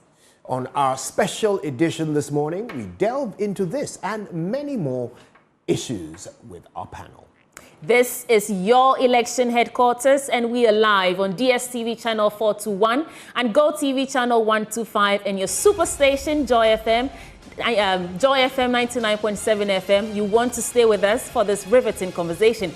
My name is Sweetie Abochi. And my name is Kojo Yankson. Now, in the studio with us this morning, we have the Deputy General Secretary of the NPP, Haruna Mohammed. Haruna, thank you for joining us. We also have Dr. Rashid Tanko Computer, the Deputy Director of Elections at the NDC. And we have Dr. Abu Sakara, co-convener, Alliance for Revolutionary Change, and Dr. Bosman Asari, the Deputy Chairperson of the Electoral Commission in charge of corporate services.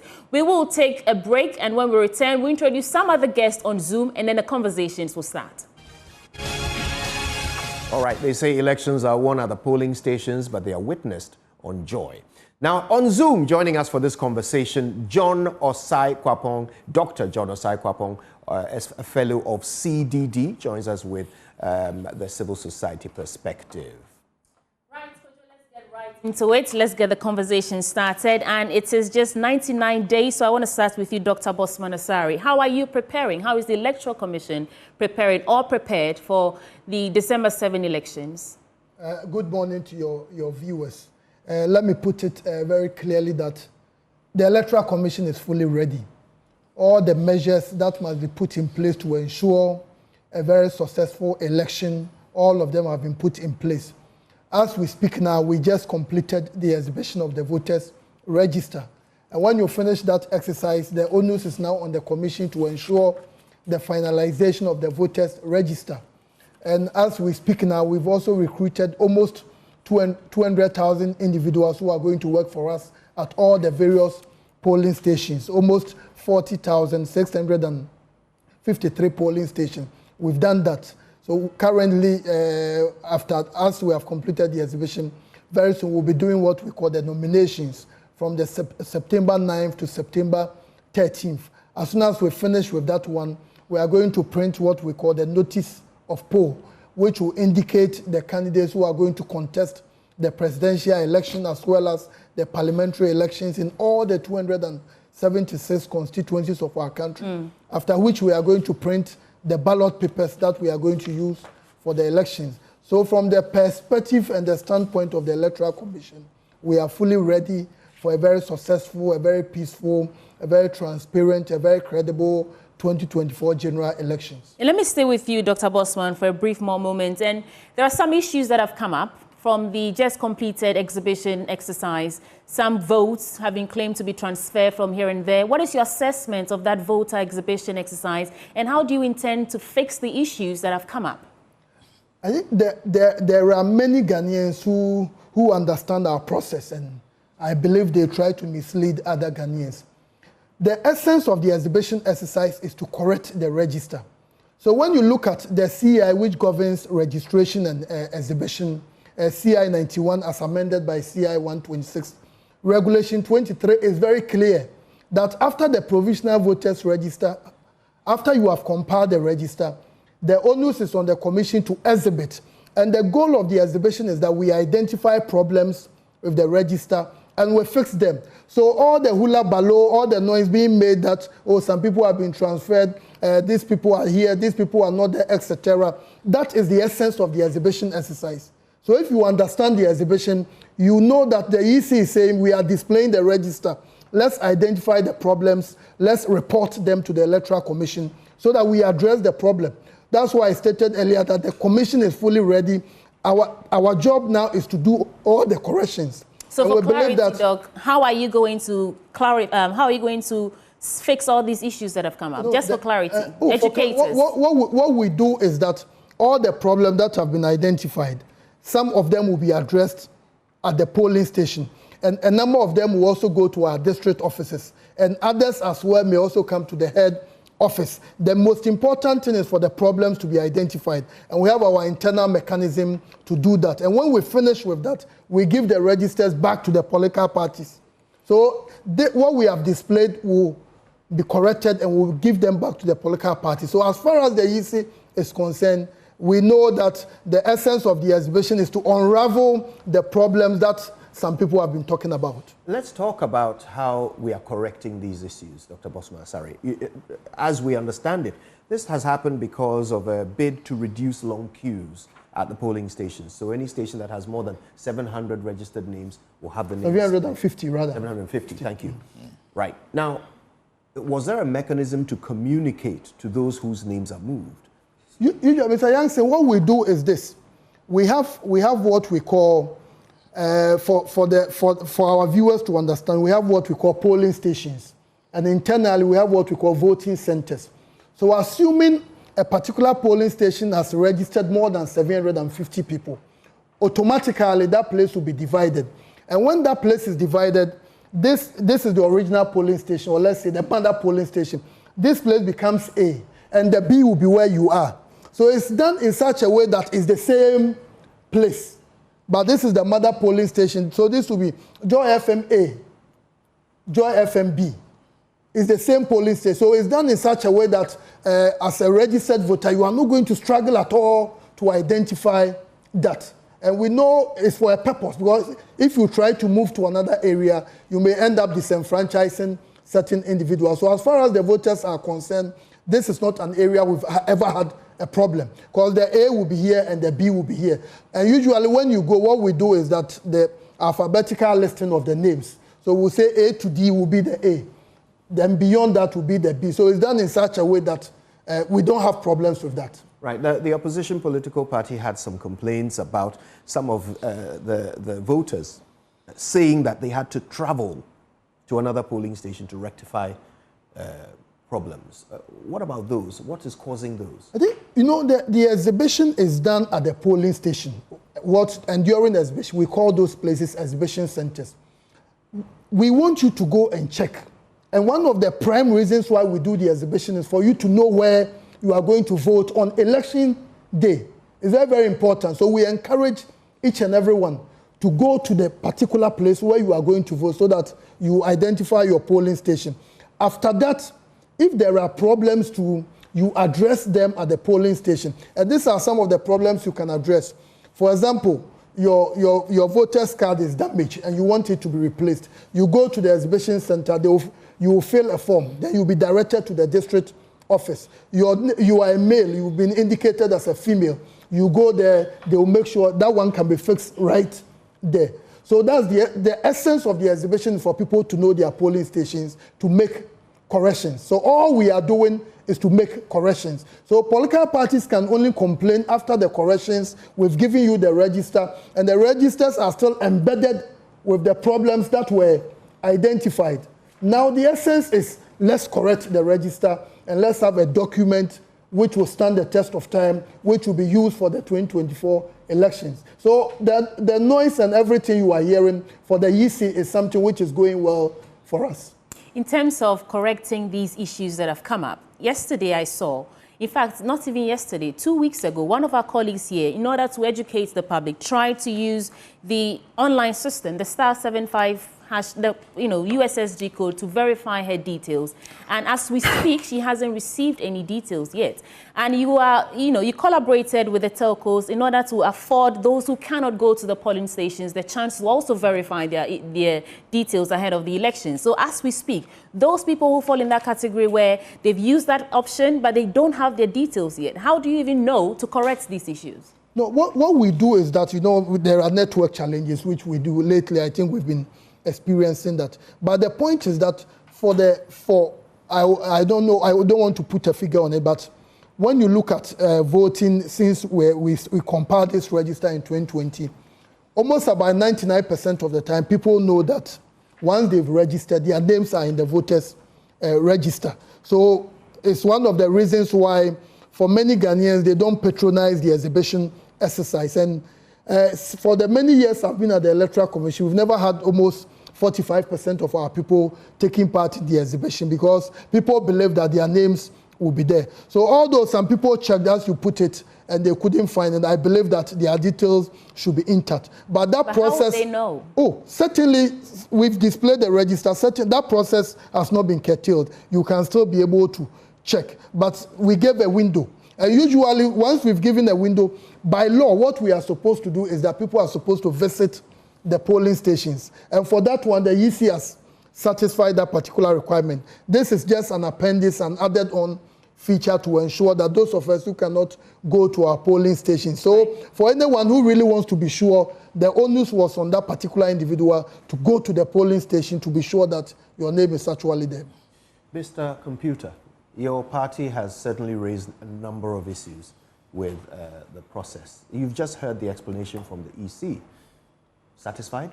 We are not satisfied. We are not satisfied. I'm very clear in our mind, and our party is very clear in our mind in the processes leading up to these elections. Look, I'll give you an example. This current Electoral Commission conducted the 2023 District Assembly elections, right? A lot of people went to vote and they didn't find their names. They were holding ID cards. Their names were expunged from the register.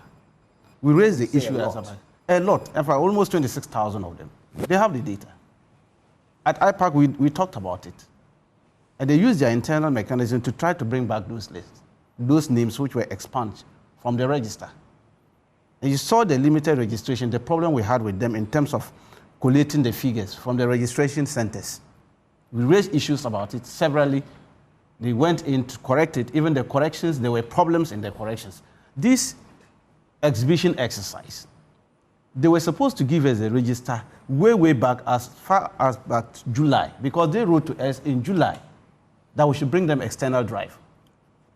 They didn't comply to their own commitment. Even when they told us that we should come and collect the PVR on the 14th of August, we went there, they were not ready. They gave us the PVR on the 19th, 1 p.m., when it was less than 24 hours, to the exhibition exercise. And I went through this, the provisional register. We've identified 5 thematic crises that are embedded in the register. And these thematic crises that we're talking, since 1992, we've been involved in all this process. It's, unprecedented. The issues my good friend, Dr. Bosman, has just enumerated. Yes, when you talk of exhibition, these are the reasons behind exhibition.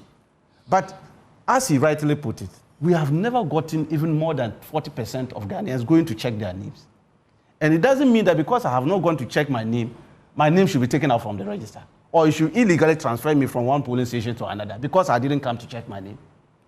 So if we hadn't raised these things, only the less than 40 people who have gone to check and every detail is correct, and the rest of the 60% or so who have not gone to check, you have disturbed their data. On the day of the voting, they will come there and they are not going to see their names in those days. But what can be done about that? They didn't... I am saying that that is why we are major stakeholders in trying to help them to solve this problem. So they shouldn't rubbish it. How do you propose to help them solve it? We have written to them. We have taken our time, painstakingly studied the register and the PVR they have given us. Now, if you look at the PVR they have given us, it's smartly different from what they have exhibited at the polling station. We have written to them, and they are yet to see the enormity of the problem we have at hand. We have not even disclosed it. And so my good friend, Dr. Bosman, still doesn't understand the enormity of the issues that we are talking of. People have been illegally transferred without their knowledge. Who does that? Which system, which software are they using that can just say, okay, I have not applied for transfer, yet you have decided to transfer me from one constituency far away from Joy FM polling station to one polling station. I have not applied for any transfer. Which software are you using to do that? These are the issues we are talking about. And we are saying that we are clear in our mind. We want to have this engagement with you, Electoral Commission. We give it to you. It's your data. Let's look at it. Let's bring back all these things. Because people's names cannot just be moved just because of migrating your data from one software to another. That's usual, because we don't have problem with your 2020 register. Right. Dr. Computer, so the EC is set to meet you on September 6th. In that meeting, I'm hoping that these issues will be resolved. But what are your expectations going into that meeting? Our expectation is very clear. We just want the sanctity of our electoral processes to be upheld. And that is why we are bringing these things to them. We are not antagonizing the Electoral Commission. We are only trying to help them to sanitize the register by making sure that all these people who have not been able to come and check their names, you have illegally moved them. You are not supposed to move them. I'll give you another one, which in fact, that one is dear to our heart. When you move people from the main register into exception list, do you know the meaning of that? It means those people cannot vote during general elections. Exception list contain dead people and people whose challenges were successful during the DRC. And so if you expunge their names and put them in exception list, invariably you are telling me that this number of people are not qualified to vote. So if I had not come to check my name during the exhibition to see that my name is in the exception list, and I can now ask that, no, take it away from me, I am alive. I was not challenged. I'm a qualified voter. Remove my name from the exception list and bring it back to the main register. Because I didn't check, you are not aware that I didn't come to check. You still keep it in your mind that they are correct people who have been put in the exception list. December 7th, there will be crisis at the polling stations. Because I'll see I come to vote, holding my ID card, and they say your name is exception list. You are not qualified to vote. Hell will break loose at that polling station. Who caused it? So we have taken time to study this, to help you, to help the Electoral Commission, to see that, look, these names you have put in the exception list, remove them back. They are not supposed to be in the exception list. They are not dead people. They were not challenged at the registration centers. Remove their names. Or those who are challenged and their challenge were successful, their names are still in the main mother register, main one. Remove them back to multiple and their exception list. Dr. Komita, Dr. Bosman, was that an intentional move or is just by accident? What happened there? No, I explained that the essence of the exhibition is to correct the register. That's the essence. So we expect the parties, we've given the registers to the parties. Individuals are supposed to go and check. So if you go to the center and your name is supposed to be on the main list and it's here, your job is to tell us. And as an institution, when we are finalizing the register, we go through all the list to be sure that anyone who is on the multiples list is supposed to be there. Anyone who is on the exceptions list is supposed to be there. That's what we do to put a finality to the register. So all the things he mentioned, those are the procedures the commission will follow to ensure that if Mr. Owusu Mensah is in the exceptions list, we need to be sure that he is supposed to be there. So all these are the processes we will do. And he also mentioned some illegal transfer. And if he mentions that, oh, the EC is responsible, that's you are misinforming the public. Because we heard recently that in Tamale, somebody went around to collect some people's ID cards for such a purpose. So when you sit here and you say the EC is responsible for that, then it's clearly you are misinforming the public. Can you explain that again? Somebody collected... No, I think a report came recently that some people have been illegally transferred from Tamale South to somewhere in the northern part to Pusiga. Yeah. And someone went around, the police has arrested the persons involved collecting their voters' cards. And as an institution, that has come to us. So our job is to investigate and know what actually transpired so that the needful will be done. And it's the reason why I explained that the essence of the exhibition is to identify these problems and address. So all the problems you have enumerated, the commission is seriously and urgently working on them. And we believe that we are going to produce a document as we did in 2020, which will be good for the 2024 general elections. Right. Let me come to you, Dr. Abu Sakara. How confident are you in the Electoral Commission as we speak for them to deliver a credible, free and fair election come December 7th? I think clearly all these issues being raised are part of a process of elevating the integrity and also the level of what I would say performance of the Electoral Commission. Having said that, they're not peculiar to any one of us. All of us are involved in the race. So the issues are that every point that we bring up, when it is taken care of, it ensures that we are all running that exact same 100 meters in the race without bias towards one person or the other. So we are all interested in these points that he has raised, and I hope that they will be corrected. But there's also a difference between problems and infractions. In the case of this point, where somebody has collected people's voters' cards, I can collect voters' cards. I can't effect the transfer unless there's an electoral commissioner involved. Are you with me? So who is that person? Why hasn't that person been named? What was the mechanism by which those transfers were effected? Those are the things that give confidence in the electoral process, that it's not just deemed as a problem, because there are some things that are technical problems, and there are some things that are intentional infractions. And the dealing with the intentional infractions helps boost the confidence a lot more. So we want answers to how that process happened, who was responsible for it, and how that person has been dealt with. Now, we have our own peculiar situation as an independent group, that is to say, an independent presidential candidate. And we also want fairness in this process. The Electoral Commission cannot be its own referee. We are the contestants. You cannot say, I've done well, it's successful. We are the ones who will say, you have done well or it's successful, and the observers. So at the beginning, if my two colleagues here have access to the electoral register, and because I'm an independent, I don't have access to the electoral register, how is that a fair contest? Do you not have access to the register? Independents don't have access to the electoral register. Are you with me? And the question we are asking is, all these people are contestants in the race. So why should some have access to the electoral register and others not have access to the electoral register? That is point number one. So we want that corrected. If you say that, oh, we didn't know how many people were going to be involved, then we say, then review your process, so that if you want to be an independent presidential candidate, you must give notice 1 year before. Are you with me? And we prepare for you. But in any case, this is an electronic process. The same 5 minutes it takes for him to copy it for him, he can copy it for me.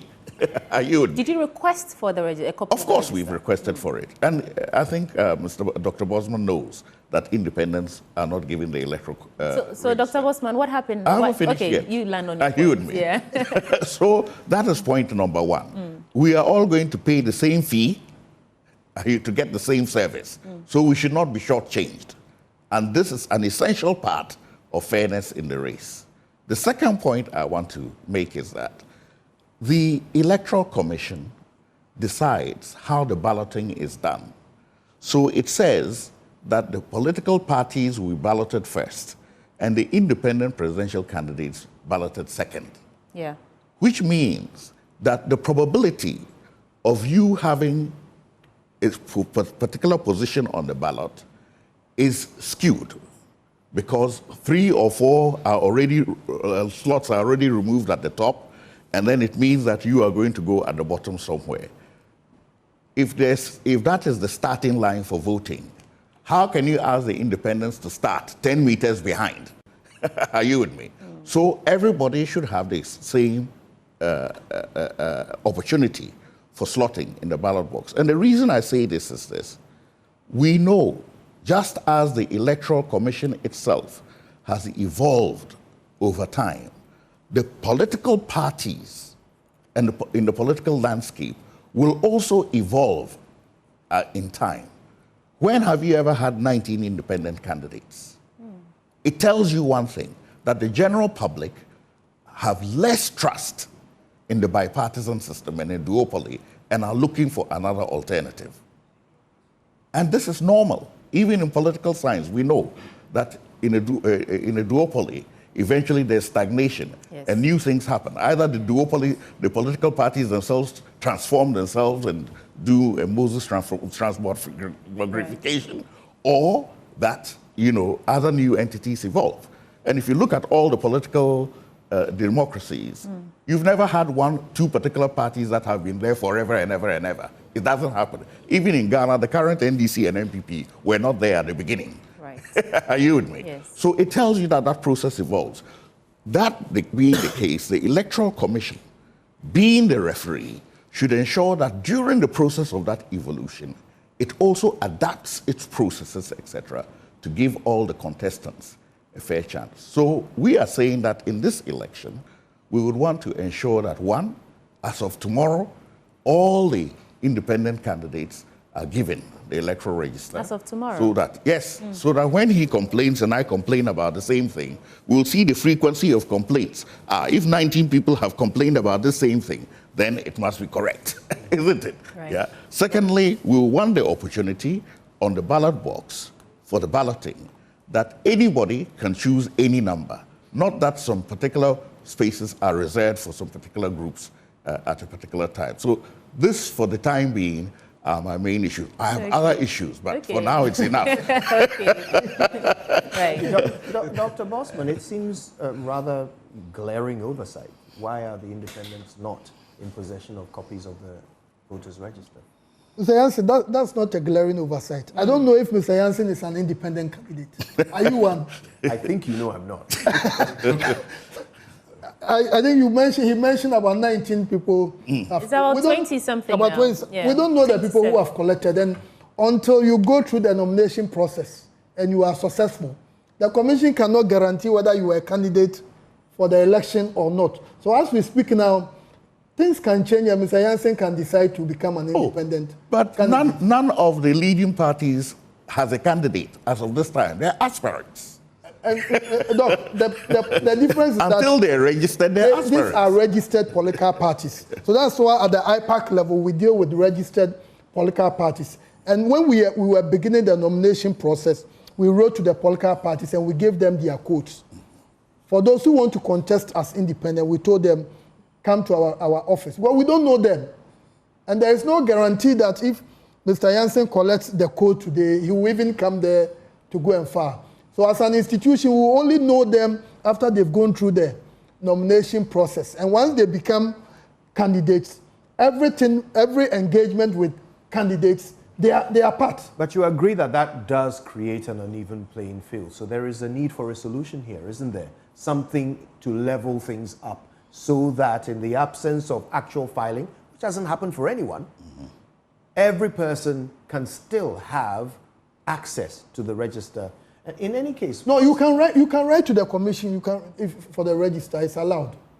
But he said they have actually requested. We need to check, but it's allowed once you write to the commission as an interested party, because the register is not a private document. I was going the to register say is a public document. Also, if you come with our letter tomorrow, you can give it. Oh, very good. Thank you very much. Thank you very much. We appreciate it. It's a public document. So interested parties can, and we know people even collect they don't even open the document.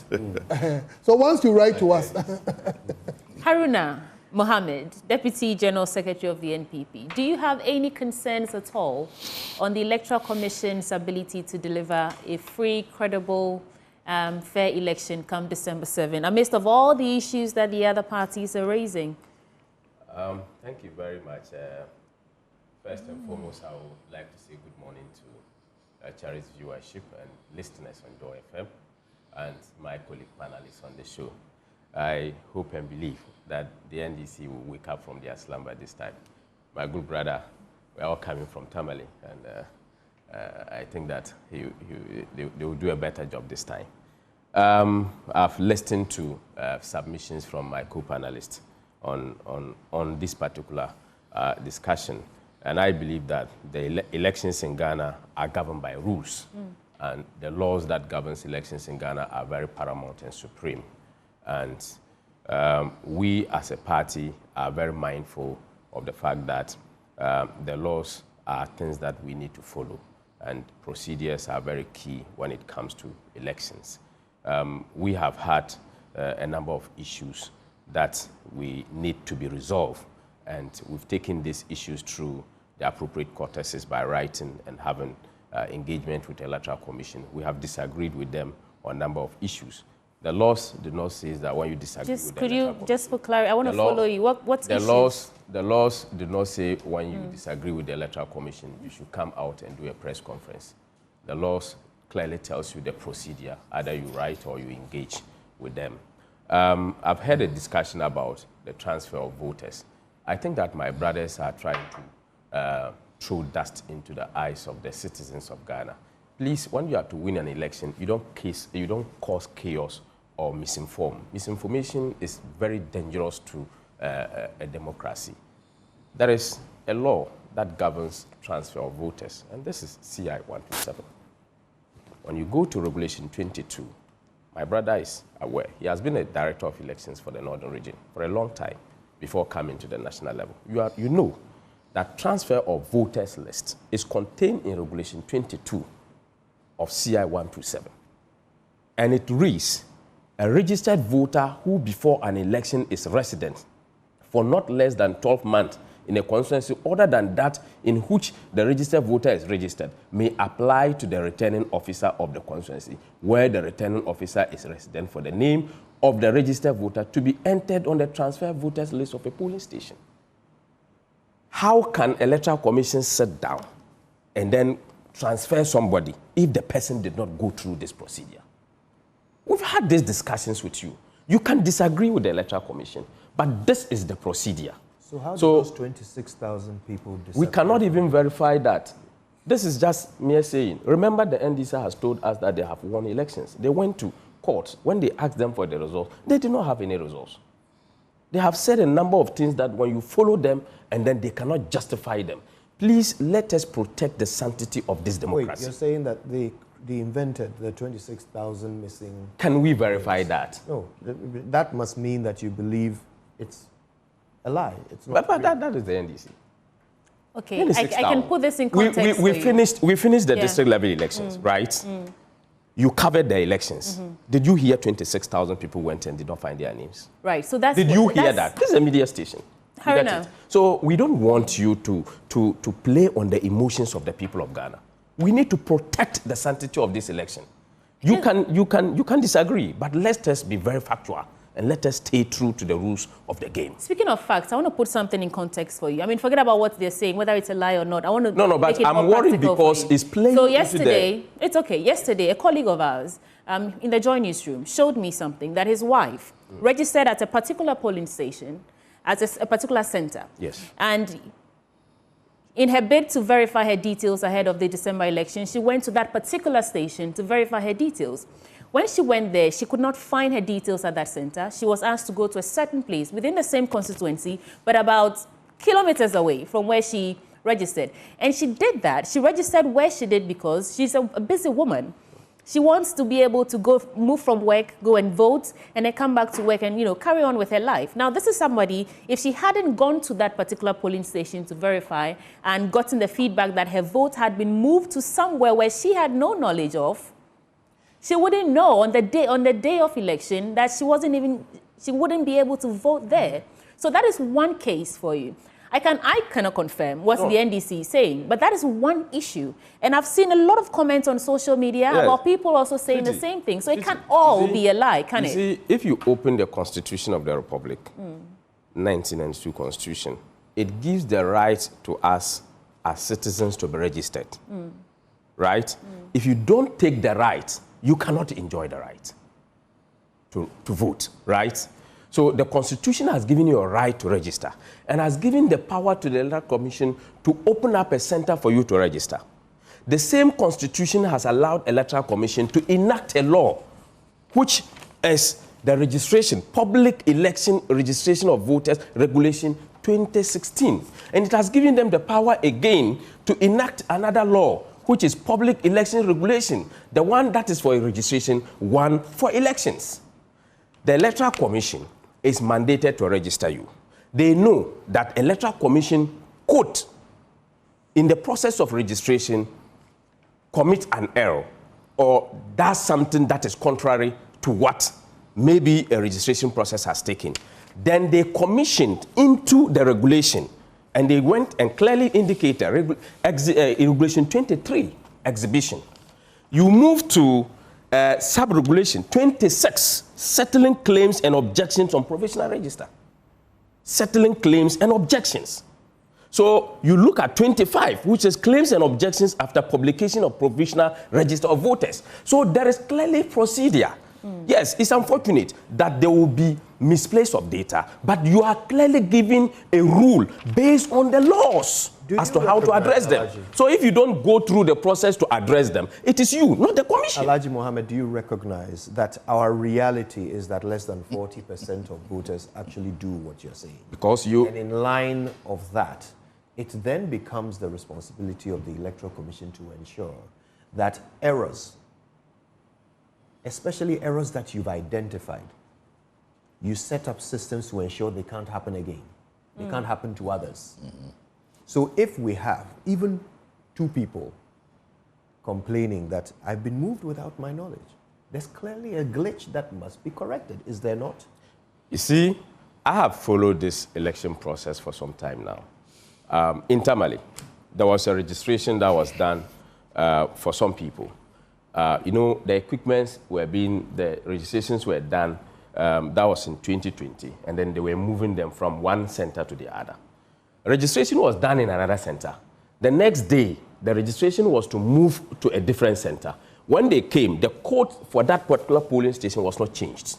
They started with the previous code, and they registered the people into that particular polling station. So it became obvious. Errors can happen. Right? We cannot take it away. But there has because of that errors, it has been envisaged that there should be a procedure. If, for say, my father has sent me to school, and then I went to the school took me through all the processes I've gone through, I've learned, I've studied, and I decide not to go to write the exams. Am I going to blame the school? It is your right for you to go and write the exams before you can ask for your results or even what is going to be displayed. So if it is that you have registered, and then because we say 40% always go to check their names, if your name is not there, then it is the commission. It is you, because it's your responsibility to go. That is how it is. That is the law. If you want to stay true and to let your vote count and to have access, go through all the procedures. That is how it is.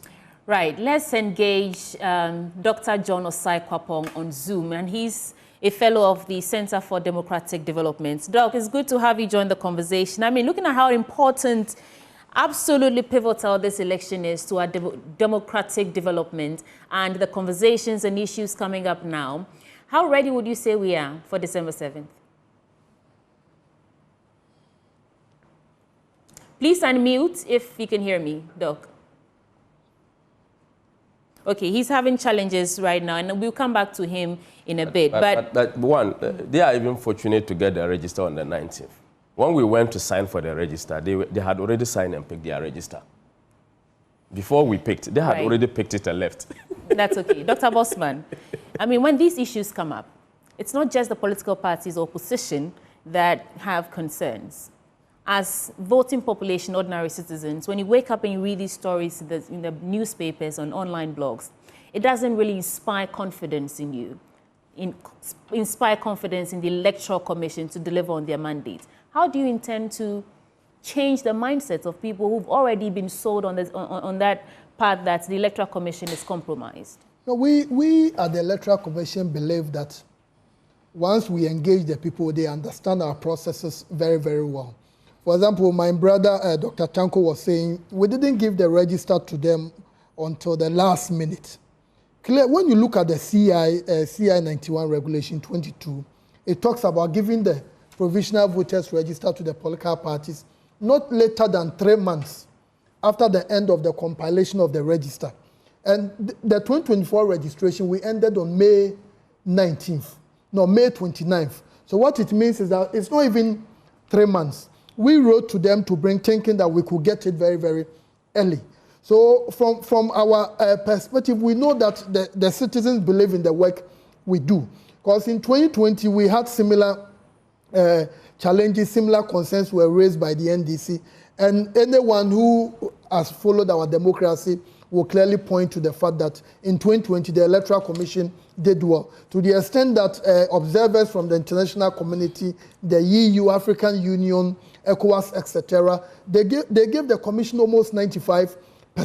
And as an institution, we even want to do better than what we've done in the past. That's why we've been hammering that the problems we've identified in this exhibition exercise, they are the sort of problems we're anticipating. We go back to the drawing board. We have almost some few weeks. We are going to ensure that all these things are corrected. So the example you gave, it was important the person went to the polling station to identify that. And my colleague was mentioning the law anticipates that some of these skirmishes will happen. That's why, although you registered in 2020, you voted in 2020, the law still requires a check and ensure that your name is there. And as an institution, as Mr. Jansen pointed out, we want to be sure that anyone who is a registered voter, your name is in the register. You know what happened in 2020? When we go through the process, we noticed that there were some 500 people. We couldn't identify their biometrics, but we knew their polling stations. So we sent the various names to all the polling stations. In case these people came around to go and vote, they will go through the manual verification process. And that's what we want to do. And as you were talking about inspiring confidence, when you look at our processes, when we are registering, we do with the political parties. When we are doing the exhibition, the parties are aware. Although they are allowed to send their agents there, they decide not to do that. After this process, we are going to do what we call the nominations.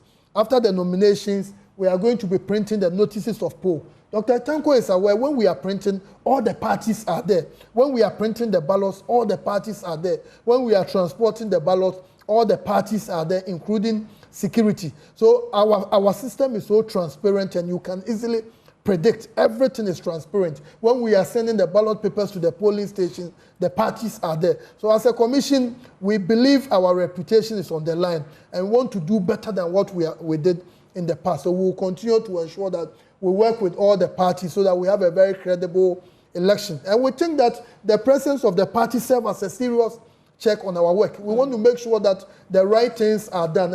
And the work you do at Joy FM, you want to maintain a standard. The Commission wants to do much, much better so that Ghana will continue to be known as a beacon when it comes to democratic elections. That's what we want to do. Thank you, Dr. Bossman. And this is a question I want to throw to the three reps from the various political parties here. Some of the concerns... The independent candidates party. But very much a rep, please. We're a political entity right. Who represent the same Ghanaians the political parties are representing. Great. And if we win, we'll be the same president for all Ghanaians. So this should be taken seriously. Yes. Yeah. And I mean, it's a question on your manifestos. You were, in fact, the first to launch one, the Great Transformational Plan. I was part of the MPs for that. No. The first to launch a manifesto is the MPP. Nobody. We launched the Alliance launched the Great Transformational Plan you months before it's not manifestos or youth manifesto. But let's do this. The substance is not in the time. Yes. It's in the content. I'll take that. Yes. I'll let you wait for a few seconds and then I'll ask few seconds. Look, reading the CI 91 as amended by 126, my brother is very clear. He should have read the enabling regulations. You don't do transfer in absentia. Nobody does transfer in absentia. You don't do transfer because somebody is holding ID cards and brought you a bunch of ID cards, do transfer, and you sit in your office comfortably and transfer them. Is that what the CI says? You are reading CI telling me how transfer. Transfer says that I should appear before the returning officer in the constituency. Is that not what you read? But what we are talking about is illegal transfer. Somebody has brought a bunch of ID cards to you in the office and you transfer them. Is that what the CI says? That is what we are referring to. The issue in Tamale. The people ID cards were collected by a crooked person. But Dr. Tanko, he's saying that they would investigate. That is what I'm saying. Find out it's an issue that we are saying that is one of the issues that is affecting their registration, and we are talking about it. And quickly, look, regulation about provisional register, regulation 22.1. What Dr. Bosman was referring to is referring to the Electoral Commission. It's not saying that give the register to political party 3 months, within 3 months. The register is saying that the commission shall not later than 3 months. After. Later than 3 months from the end of the registration period, compile a provisional voter register in the country stating the ages and all that, and showing the photograph of the application for registration was accepted at the registration center. That's what they are referring to you. Then they are saying that when you do this completion, the two, at the end of the completion of the provisional register, as provided in sub-regulation 1, a copy of the provisional register shall be given to each registered political party in the form determined by the commission. Right. So clearly, the regulation is not saying that give it to us 3 months after you have done the completion. Within 3 months, when you finish your compilation. So we are asking you, when did you finish the compilation? Because you wrote to us on 18th July. Bring your external drive. Okay. Presumably, you would have finished compilation and register.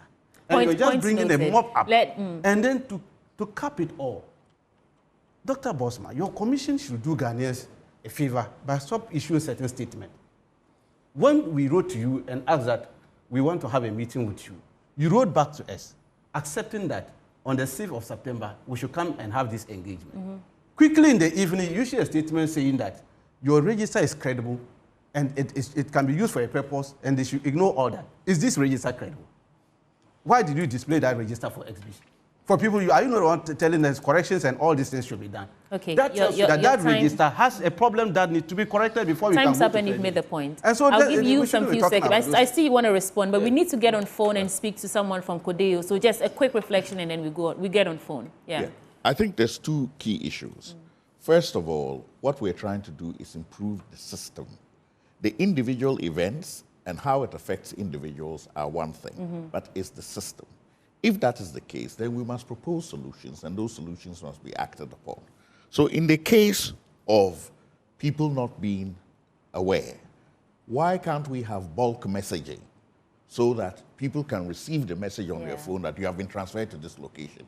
Then that way I'll come and verify, or I'll be satisfied with the bulk transfer. In fact, the very first time I voted in the UK, I didn't even know, I got a message and I went there. Are you with me? The second part of it is that the date after compilation should not be the operative date. It should be a certain period to the point of election where you should receive the electoral register. Are you with me? Because that is the period in which you have to act. So again, we can look at the laws and change it. Right. The laws are always there. The final point I want to make is that my two colleagues here, are you with me, have been in government for 16 years each.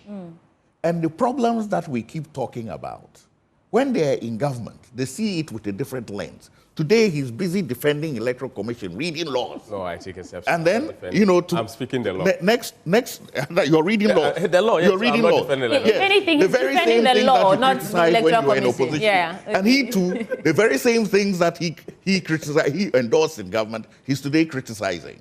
And that is why we say you must have fundamental reforms to give that confidence in the Electoral Commission that there's no bias. And each one of them in their 16 years has not had the audacity to say that, look, independent constitutional bodies must not be appointed by the president.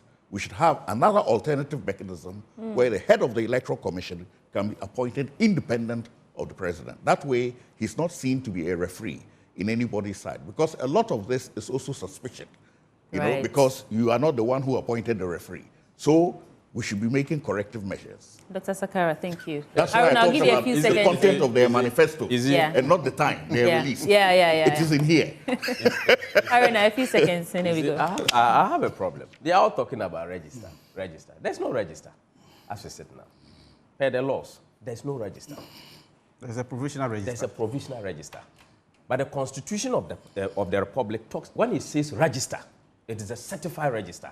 So if you are talking about the register is not credible when it is not existent, it's not just existent. So let's situate our discussions into the provisional register. Right. He's talking about let's even clap for the Electoral Commission. If the 3 months he's talking about, Electoral Commission finished registration somewhere in August, this month. And they had 3 months. They had 3 months to use to compile a provisional register. By 19th of this, the same August, they are exhibiting a provisional register. So I think that the Electoral Commission has demonstrated enough that they will be able to do. They can have errors. We will confront them with that. What I will call on the Electoral Commission to do is that let's always stay true to the rules of the game. When we're going to do the registration of voters, we needed to have received people who were going to supervise the registration within a time frame. We didn't get that. We also needed these registers within some particular time frame for exhibition. We didn't get that. I want to call on the Electoral Commission to make sure that documentation and presentations to parties are given to us on time. All right, but as parties too, we must be mindful of how we tag the Electoral Commission, because we have taken a certain procedure and posture from 1992 to date. We have disagreed with the Electoral Commission on a number of times. We have made proposals, and when we wrote the stolen verdict, it changed the electoral process in this country. It changed it completely. The current biometric register system that we are using is as a result of our championing democratic credentials. You can also do that. You cannot just always run to Facebook and write electoral elections director. You go and write. I need you to land on that point for me. It doesn't make sense. Now, joining the conversation on phone is Albert Kofi Ahin, the National Coordinator for the Coalition of Domestic Election Observers. Thank you so much for joining the conversation, Albert. How would you say we are preparing, or how prepared are we with 99 days to the elections? How is Ghana? How would you assess our preparedness to the December elections? Thank you very much. And my regards to the gentleman in the studio, and greetings to your listeners. So far as preparations are concerned, I'm not privy, for example, to the procurement that have been done by the EC, but I believe by now a lot of all the essential items for the elections must have been either procured or they are in the process of being procured, especially those ones that are coming from overseas, like the indelible link, the pull-through seal, and anything that cannot be gathered in Ghana, that we cannot buy from Ghana. By now, about 100 days to the election, all these items that are to be coming from abroad should be ready. And then again, we have the registers that are being exhibited. They were just exhibited. And I believe the exhibition is also to say that all corrections to do with people who registered are being done and made ready for the registration exercise. So what I would say is that even though I don't have a brief of what the EC has done up to date, I can conveniently say that by now, everything with regards to procurement, both local and abroad, must be ready. The EC itself must be ready because the timetable has come out a long time ago. So with this, I'm sure the road will be very clear for elections to proceed on the 7th of December. Thank you so much, Mr. Albert Kofi Ahin. That's the National Coordinator for the Coalition of Domestic Election Observers. Kojo. Yes, well, you're still with us for this live and special simulcast of our marking of 99 days to the 2024 election. We're live on Joy FM and on the Joy News channel, and there's a lot more to come with our panelists. Stay with us. We're back after these.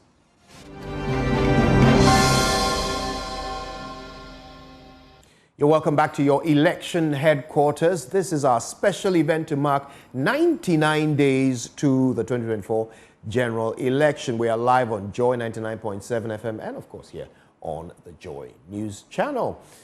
We should probably take the conversation outside the studio now for a bit. Let's find out what's happening on the ground. Joining us live from the Lejokuku constituency is my colleague Michael Ashale. Michael, talk to us about preparations on the ground in this constituency for the 2024 election.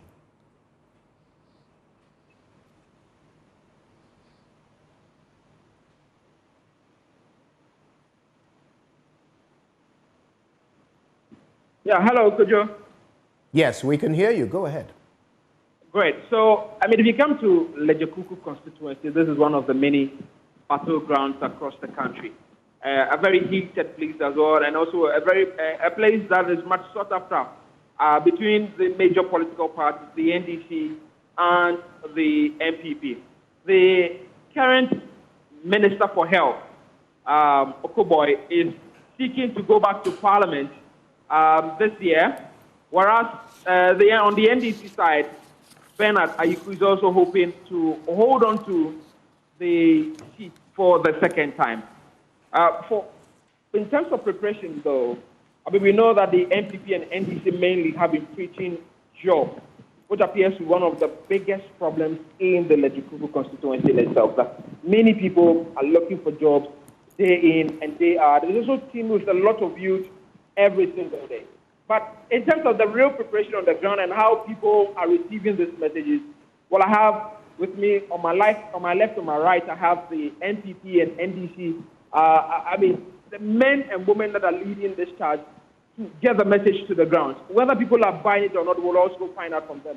And as to what exactly they think that will be the game changer for this place, whether the health minister will get back to Parliament or the NDC will retain the seat. Well, let me start with the NDC. It appears that they are still in power at the moment. These are the constituency level. I have Adam with me and Kinwise. Okay, great. So let me start with Adam. Adam, so on the grounds, does it appear that you have everything set to retain or hold on to the seat? Well, good morning to you and good morning to your respectable viewers out there. This is Lejekuku constituency, and the constituency has, as it is, for its swing when it comes to parliamentary. It's not really when it comes to presidential. But where we find ourselves currently is that the seat is on point to be won by the NDC parliamentary candidate, whose enormous achievements within the constituency have been seen and betrothed by every individual in that constituency. When you go to the health sector, you will see his achievements there. Talking about freeing nursing mothers from the hospital, so that at least because of the collapse of the Lajuna hospital, there is another polyclinic within the constituency that will mitigate the pressure at the Lekman hospital. And also, you can see his contribution to the southern part of the constituency, where when you look at the Cheshire Community Hospital, he has been able to renovate the place and giving it a true sleep. These are some of his achievements in the health sector. When you go to the infrastructure, he's been able to ensure that the inner roads are all tarred, asphalted. Even though work is still ongoing, he's also been able to ensure that at least our unmotorable roads are demotorable by using his personal tractors to ensure that those roads are being graded and be put into good shape for cars to be able to move on. So I like the fact that you said to start from health, given that you're also coming against some of the people's background is health. Let me ask you, though, does it appear that all the things that Adam mentioned that you've done on the ground,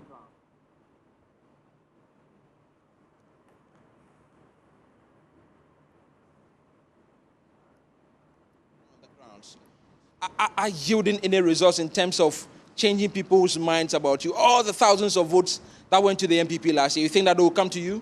Certainly. The MP has been very strategic with the health deliveries. And it is ironic that Okoboy, who is rather the health minister, is fighting the MP on developmental agendas. That does not even include health. So, for instance, on the contentious issues of the road, he claims that he's the one who has gone to lobby to do the road. Meanwhile, you're a health minister. And recently, we even saw nurses and other people having a lot of challenges with respect to how to do their work as, nursing people. So at the end of the day, one would thought that since he is a health minister, he would be able to do things so that that place will be okay for those people who are working there. But that is not the case. And you asked earlier about our preparation towards the election. I am telling you that the NDC is poised to take hold on this seat. There is absolutely nothing again. You know what? The trick is that they try to bring division amongst us, so that when that division, you know, there's an allegation that you can't prove. Of course, it is not an allegation. It's certainly an allegation. Not an allegation. So I'll come back to you. Do you know why? You made a point that I want to ask them about, because you feel that you've done enough to hold on to the seat for as long as that you can. Yes. Well, I have Stephen with me together, one of the leading members in the MPP in the constituency. I mean, Stephen, let me start with you. Kwabena Ayesu. Kwabena, so you heard him. They've done so much. They even decided to even start with health. Do you think that by having a health minister will be the trump card to get back into parliament? All right. Thank you, Papani. I would like to use this opportunity to greet our cherished viewers at home and our kind listeners. Papani, this is Lejokuku. Lejokuku constituency has a number of almost 170,000 voters in this constituency. That should tell you the maximum or the size of the constituency alone. Now, my brother on the other side started with the health when it comes to what the parliamentary the member of parliament have done in health. Now, when it comes to health, he made an allegation that Dr. Okoboy has performed abysmally when it comes to health in the Lejokuku constituency. That is not so. That is not right. Now, Dr. Bernard Okoboy, who is currently the health minister, was the member of parliament was the member of parliament in 2016. He had the honor to serve this constituency for 4 good years. And his achievements speak for itself. His achievement that he started, his project that he started, which he was not able to complete, that is why people are calling him back to come and complete. Now, in terms of health, this is a health minister, a medical doctor, which the Lejokuku constituency had, that every month he organizes a free health screening for constituents when he was MP. Even when he lost his seat in 2020 at the Lekma Hospital, he goes there every Monday to offer free medical consultations for the people who come to him. This is Dr. Okoboy. After losing the seat, he hasn't left the constituency. This is a member of parliament or a parliamentary candidate that lost his seat in the first time in the Nana Addo Dankwa Akufo-Addo government. After losing his seat, he is the only member who had an appointment in the government. What does that tell you, or what does that tell the normal constituents in this constituency? That Dr. Bernard Okoboy goes beyond what we perceive him to be. He is humble. You think that there's more to him? That is why they retain him at the NHIM. Now he's the substantive minister for health. I'll come back to you, Stephen. So you think that you've done enough in the constituency to win the thousands of votes that went to the NDC last year? Yes, good morning to you, and good morning to your viewers and your listeners as well. I must say that Dr. Bernard Okoboy, when he was the member of parliament for this constituency, he did so much. And based on what he did when he was the member of parliament, the good people of this constituency will give him the nod again. Look, NDC and their member of parliament won the 2020 elections. In fact, it was based on lies and propaganda. And now... And it's not something you can also substantiate as well, right? We have a lot of... I mean, I'm pretty sure at the political ground, when you are doing the back and forth, you can have some of these arguments. But absolutely. I'll definitely come back to you for a longer conversation. So, Kojo, I'll definitely make you land. Kojo, so in terms of preparation, though, you can hear from the MPP and NDC side, and they are certainly arguing amongst themselves who think that they have the groundwork done. But December 7 is just 99 days away.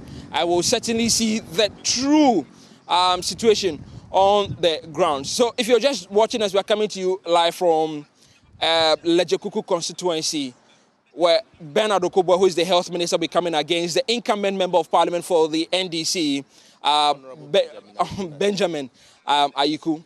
These two will be going head-to-head December 7, but it appears that both manifestos, MPP and NDC, are just promising jobs for this constituency. Well, again, we'll try to run through the people that we have here to see what exactly they feel. Let me start with my gentleman who was just about making a point there. So, on real work on the ground, do you think that the NDC has done enough in the last 4 years to stay in power, or you are going to remove them? We are going to remove them. And I must say that the performance of the current member of parliament has been very abysmal. He has done absolutely nothing for the good people of this constituency. And let me touch on what Dr. Bernard Okoboy did, because they started by mentioning what they claim their member of parliament has done with regards to the health sector.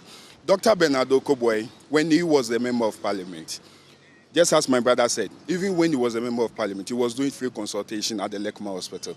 Even when he lost power, he was still doing it.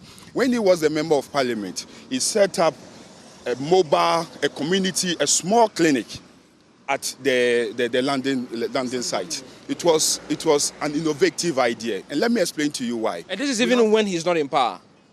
That was when he was in power. Okay. With the free consultation, that was when he even lost in 2020. Okay. But with the setup of the small clinic at the London site, okay, the idea was that we have our brothers who are the fisher folks. Sometimes when they go to sea, certainly, since it's part of their work, they are likely to encounter some sort of accident in the course of discharging their duty. So when he set up, the idea was that whenever you go and there is an accident or something happening to anyone, at least that place will serve your first point of call. First point of call for you to get first aid before you can even be sent to hospital to be given proper treatment. So that was the idea. That project was doing very fantastic. It was making sure that the nurses, we were always having nurses there. There were medicines or drugs available, and people were being catered for whenever they go there when they have issues. Aside that, even as we speak now, even when he lost power, we were standing here. You even saw the ambulance, a branded doctor. Why, if he's doing it for the people, why is he branding the bus, the ambulance in the first place? He donated the ambulance. So his face has to be on it? He donated it. So definitely his face has to be on it. No, but don't forget that as it stands now, taxpayers' money go into his pocket. But it's not a conversation we can protract. The conversation today is that 99 days. I'll come back to you, the MPP side. Yeah. You have heard them. It appears that you want to clarify. I'll give you the opportunity. Yes. Well, they believe that they have done enough to unseat your person. What really are you promising the people of Lejikuku that you think that will resonate with the people on the ground? We are promising the people of Lejikuku jobs for the youth. How do you intend to create these jobs? You see, the overarching structure for the creation of the job can be found in our manifesto that we launched at Winneba recently. Okay?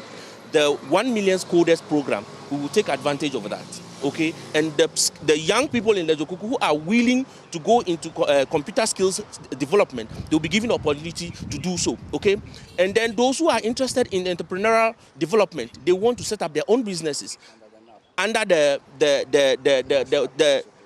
apprenticeship program, the one that John Mahama promised, the $10 billion program that will be unfold. That will also create a job, and the 24-hour economic program. That will also unfold and create jobs for the people of this constituency. But you see, my colleague over there was saying that Okoboy has been doing consultation work. Of course, he's a medical doctor. So that one, we can't take it away from him. Okay? But you see, for a medical doctor and the deputy minister of what's the name? Health, to go and build a container as a clinic for his people is very shameful. I mean, a makeshift clinic. It's a container. It's something we have even seen. It's a container. Do you know what is a container? Yes, I know what a container is. And you know what?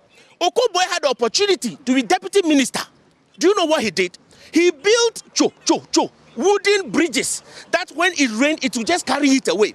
Because of his abysmal performance and his disrespect for the people of Lejikuku, they sack him one time. So it is not that, you see, they say that when you want to see the character of a man, give him power and money. And when Okoboy started seeing power and money, his lifestyle changes. His relationship with people changes. And that is why the people of Jokuku rejected him. And we know that if we give him the opportunity again, he will give us double of those things. That is why we will reject him. But in Ben Aiku, you will find a humble man. In Ben Aiku, you will find a developmental-oriented person. How can a cheap compound built in 2016 was not operationalized by that deputy minister of health? And Ayiko tries to operationalize it, and with the connival of the MC and security agencies. Take your time. You are going to muddy waters now. I appreciate the point that you are making. I am not going to muddy waters. I know what I'm talking about because I was there. But those are claims you can substantiate as it stands now. Your colleague, I will permit you to make all the points you can, ones that you can substantiate. But let me bring in Edem again. Edem, you had a point to clarify briefly for me. Exactly. When my brothers were talking, they said, Honorable Okoboy, then MP, when at the time that he lost power, was still offering consultation at the Lekma Hospital and other things. Let me say this. He was then an MP for this very same constituency. He was also then a deputy minister who was still consulting at the same Lekma hospital then, who even had access to the common fund then as an MP. Yet the same Honorable Benjamin Ekun from nowhere came to bail detained mothers, nursing mothers, who were detained at the Lekma hospital because they were not able to afford their medical bills. The same MP that we are talking about, Honorable Benjamin Ekun, around this whole electoral area. What will inform your votes come December 7? And from Lejokuku, let's go to Asawasi in the Ashanti region, where my colleague Nana Boache Yadom is standing by for us. Nana Boache, so what are the people saying, and what will influence their votes come December 7th?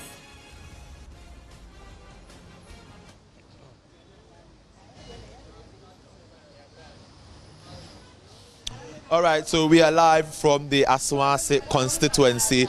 This constituency was earlier known as the Asokwa East constituency, when it was a major place for the New Patriotic Party up until 2005 when it was separated, and then this place was given its freedom as Asawasi constituency. Since 2005, the constituency has been won by the National Democratic Congress. In 2004, the NDC won it. Then in 2005, unfortunately, 2005, there was a by-election which led to the success of the NDC again. The current incumbent member of parliament, the Honorable Muntaka Mubarak, then became MP for the constituency. Since 2005, he has won the constituency consistently, and he is currently the member of parliament for the Asawasi constituency. Well, 99 days to the December 7th elections. What are the thoughts of Ghanaians here in the Asawasi constituency? What are we doing? And what are these voters going to do on December 7th? Which party is winning the constituency again? Is it going to be the incumbent National Democratic Congress, or the New Patriotic Party would make headways into the Asawasi constituency? We are going to gather the thoughts of constituents, voters here in the constituency. I have with me one man. In my earlier conversation with me, he was telling me how long he has been in the constituency. He knows the dynamics of the Asawasi constituency when it comes to the parliamentary and the presidential elections. He's going to share something with us. Papa, 99 days to elections. What share said in the Kona, one Kasano, why you are so better abano? Oh, I'm a just a abano. Now, Osha, a dinner, Udijina Sua, about December 7th, I'll be to a party and a party B. Okay, and Ukraine. But this side, say an Ukraine, Metuama in this. Me fancy. Metuama in this, me fancy. You are the Bakwa, me chance a Metuama in this, and he said, Sabi Tamwa, na your mama was no. And Ukraine, na me fee say, Nana Akufo-Addo, the president. Let me say, Sabi, Neniefi. It upon everything no. It be an inimdie. So ache John Mama, because I say free education for will be a pahoto. And now the same time I use say on so scanes now otiscas on so fine. Say ni na HD no oba no say be me who say so scanes because will be a where president and say two ni dia na just so scanes but still na normal ko yi say so o yire pa na say we nyantete pa the beer was a crowd, Mobeko, and now Obeko. It was me no first John Mama time. If he said me 40 CDs are 400 no Mebana, Sabi me rebate my beer okay mammy. But me can't add out with me 100 CDs. And so and Obano to say Nadia or no so year beer.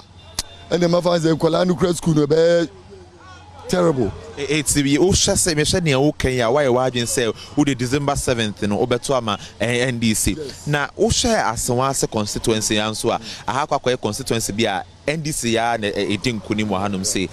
After 2024, Mutaka betimi asafa na Konya. Mutaka so de minim kakran say Kainya MP nya te so no a kan fi say ka eye. Because anya hwekura no mi hu hwe no wonya me pesi asokura na Mati, why Pacoso, why Bobai, why Mampon, which I say, I will be street cry at 222. As I say, Grauch has a land in the Crano, Saokotoa, and yes, more amount. Because, and I'm say, would the car, a bit more real fee. Oh, not empty for years on a combo, yes, sir, like I say, every. It will no qua, made me feel, say, Mutakana Metro Mano. All right, thank you so much. And that is one man who is a voter in the Aswase constituency. What he is saying is that when President Akufo-Addo was campaigning since 2008, he believed that the president can make changes when he takes over the seat because he says that earlier when President Mahama was in power, he was not things were not going as he expected. So he was thinking President Akufo-Addo would do better. But for him, President Akufo-Addo hasn't done better. And when it comes to issues of the parliamentary elections, he believes that it is time for Muntaka to also continue. He's expecting that every member of parliament would indeed be like his member of parliament. That's the Honorable Muntaka Mubarak. I have another man here with me. You've been in the Aswase constituency for some time when I was talking to you earlier. What are the dynamics? Who do you think you are going to vote for and why in December 7th? Thank you very much.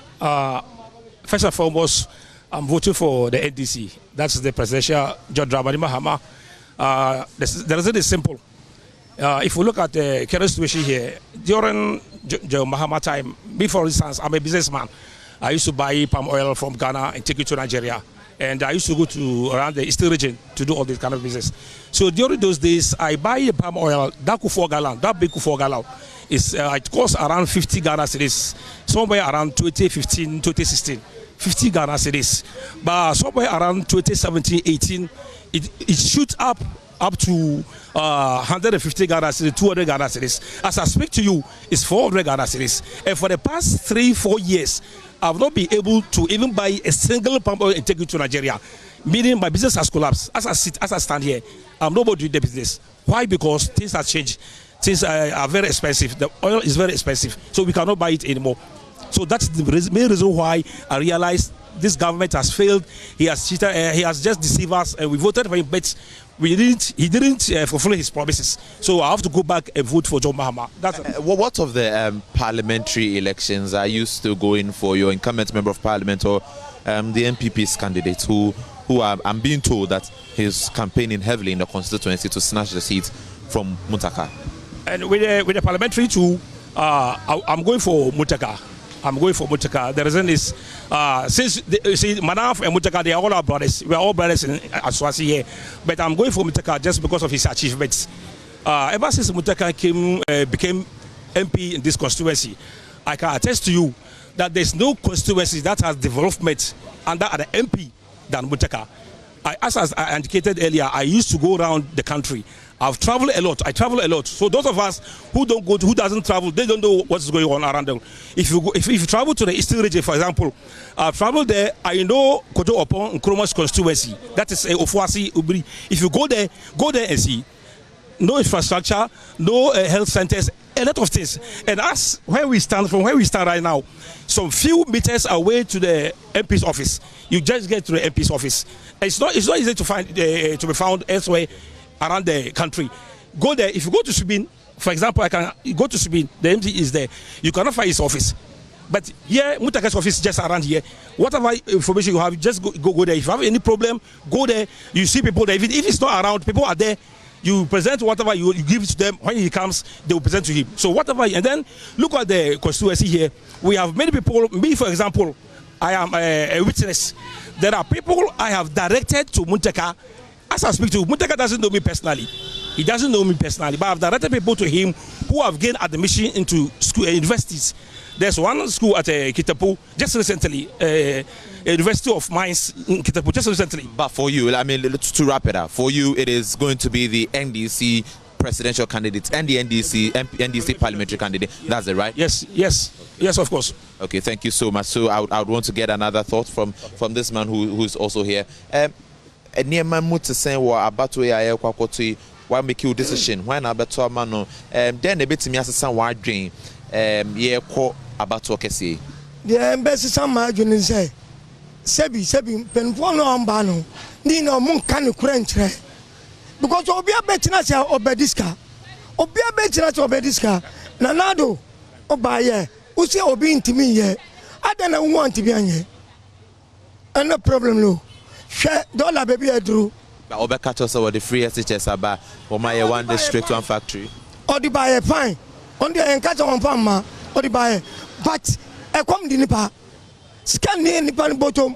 Say I will be 500 person who can know. 50 cedi say no ontimi yansa ye dwane jan kola no ofie sana e badwumum sana so antimi mboa enti wo hwa wo December no why wadwen say hey fa na wode abato obeko David oboa onu na metu aba amano na ye share parliamentary ni so Asawase constituency NDC winning prebebre in fact mo na ma winning sa Asawase since 2004 2024 aye ba beto abai manaf de niti abem Munta council say ekobiem wo hwa abato no parliamentary no beko say nyame to minti Mubarak na betu amano o hwa ade Mubarak ye no any MP otimi ye the Ghana oba teacher a machine bibia we MPP on your NDC or the mount sana so eboa ena Mubarak so oba no on fast come ma wo obebisa ejuma ben na wo ye na miri ade aboa na dachi na otimi ahwe nkwala no okay it would be MPP NDC parliamentary ni NDC presidential and I say ni sa na abeko. All right, so for him he is going to go in for the NDC's presidential candidates and the NDC's parliamentary candidates.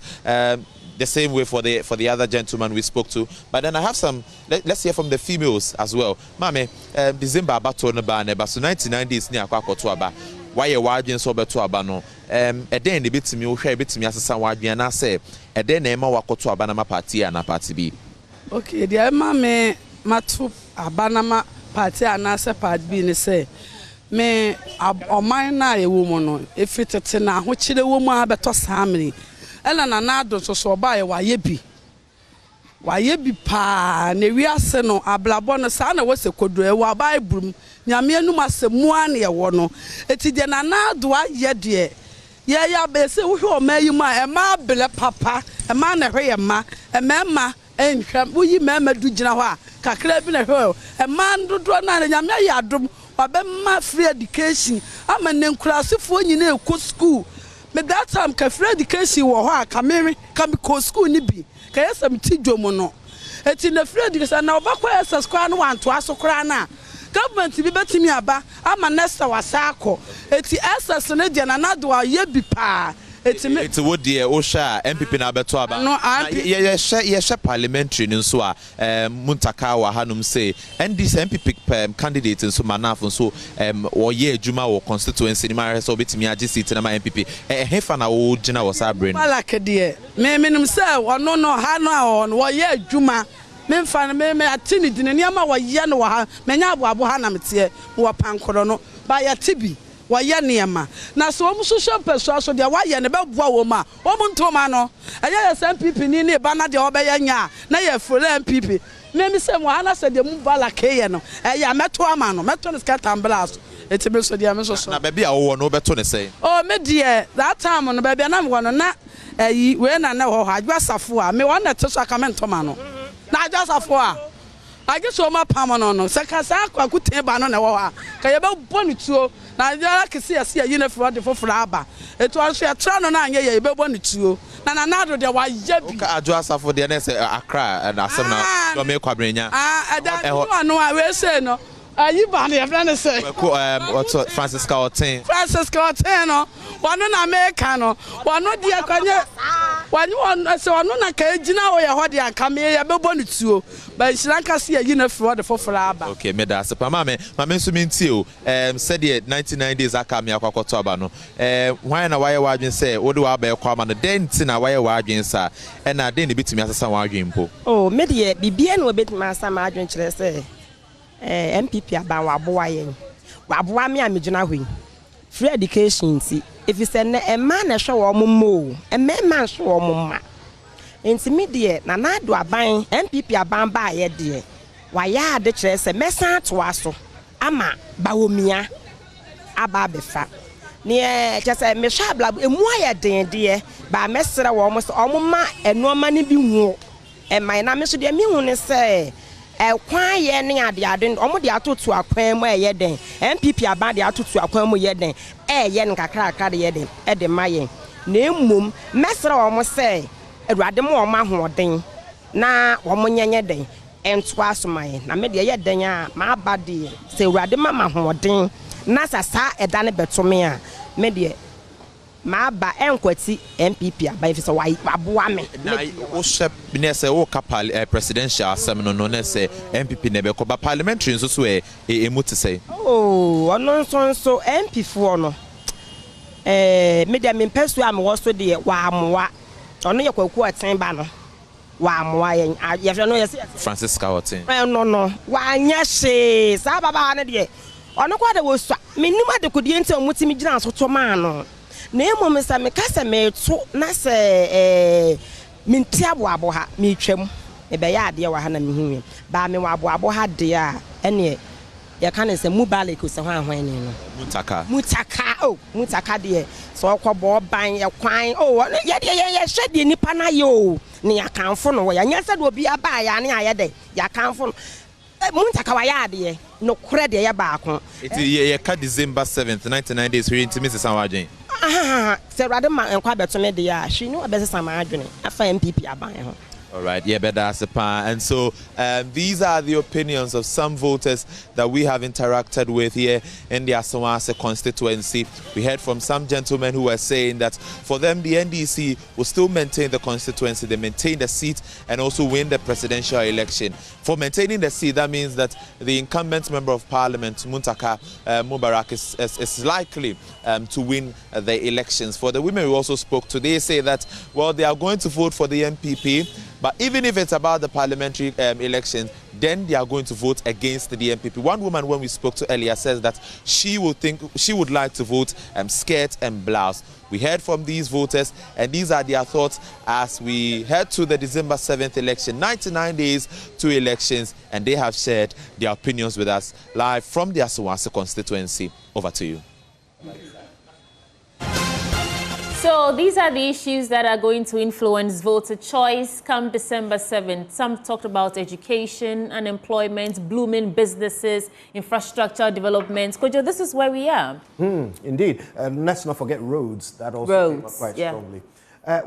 It's clear that in every constituency you will find unique and diverse problems. But one of the things that we do need to highlight is how parties are organizing themselves towards 2024.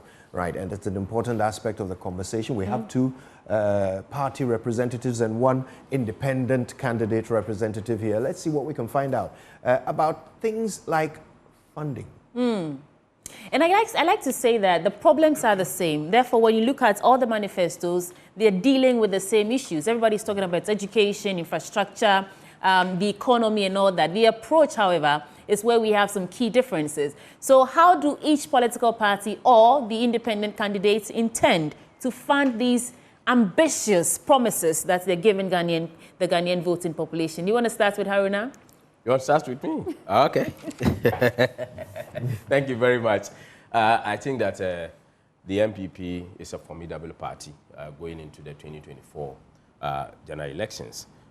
When we came to power, what we saw was that pensioners, tier 2 people, tier 2 pensioners who were not being able to be paid. We had about 3.1 billion Ghana cedis debt in arrears that government could not pay, about 13 million in arrears owed to other peacekeeping personnel. Ghanaian citizens who had finished universities could not get job opportunities because of lack of policy credibility. There was no direction because the president at that time told us that he's not a magician to provide job for us. The minister responsible for a sector told them that they should go and gather stones and clear weeds. They will be able to get people to buy. There was clearly no direction and industries were growing. How are you funding your promises? I am saying this to build the foundation for people to get to understand that when we promise, we do. We told the people of Ghana that we need to build the human resource base of our country by introducing the free senior high school policy. We have done that. A lot more youth of this country got the opportunity to go to school. The cost barrier has been taken. In His Excellency, the Vice President's vision to govern this country when he's given that mandate, and mind you, the two of them, one has been president before to take the decisions, and he could not take those decisions and he could not govern, was dismissed. Dr. Bawumia's vision is that we are going to fund a lot more of projects in this country. And one of the strategies that he wants to use is to make sure that we bring in the private sector. We rope in the private sector. Whilst we rope in the private sector, you look at the contribution of the private sector to, let's say, infrastructure development and what have you. We are going to set 3% of contribution to GDP. That is our 30 billion, about 30 billion Ghana cedis, to the private sector to engage in building roads, building hospitals, building school infrastructure, just like the hostels that they have been building in the universities. And that will give government the opportunity for that particular gap that has been taken away will be used to create job opportunities, will also be used to creation of wealth. So the private sector will then be developed so that we enhance our country's development. The government of Dr. Bawumia is also looking at getting more people to pay taxes. And that is why we are incentivizing, we are putting incentives in the tax collection system. We are going to make sure that everybody comes on a clean sheet. And the percentage of people who pay taxes will double, quadruple, in terms of how people will pay tax. Are you saying the incentives will encourage more people to pay taxes? More people. When you are able to file your tax returns, all of us here are supposed to file tax returns. We don't do so. But if you are able to be given the opportunity to file tax returns, very easy filing of tax returns, government will then determine who and who is supposed to pay tax. If you file tax returns, doesn't mean that you are supposed to pay tax. You can file tax returns and you are not taxable. So government will now get the opportunity to know how many people are supposed to pay taxes. And we are clearly going to make sure that we are going to use those resources to enhance. If you look at our contribution, when we came, we clearly added over $20 billion to the economy. We grew the economy by over 20 billion. As it was 56, we had about 76 billion as at the end of 2023. So it means that we can rake in more revenue. And Dr. Bawumia is coming in with another clear strategy to ensure that we are able to put more revenue and do some exemptions and give tax holidays and ensure that the private sector will be given the more opportunity to be able to set the space, bring in equipment, put infrastructure, either to lease them or to rent, build, operate, and transfer. So all these things is going to eat into what we have to do. And the MPP clearly is going to do something different when we are given the next opportunity. This is one that I'd like to hear from you and perhaps the other panelists from the other, representing the other candidates as well. You talk about relying on the private sector to fund some of these projects that you have promised. Now, the private sector, business people are rational beings.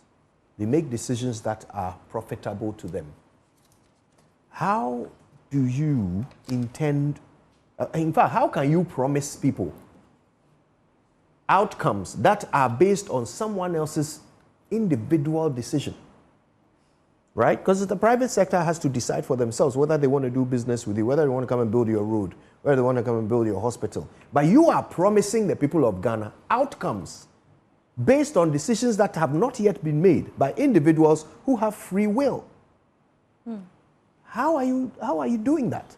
You see, there is a mindset that we are taking out. We are taking out the mindset of impossibilities.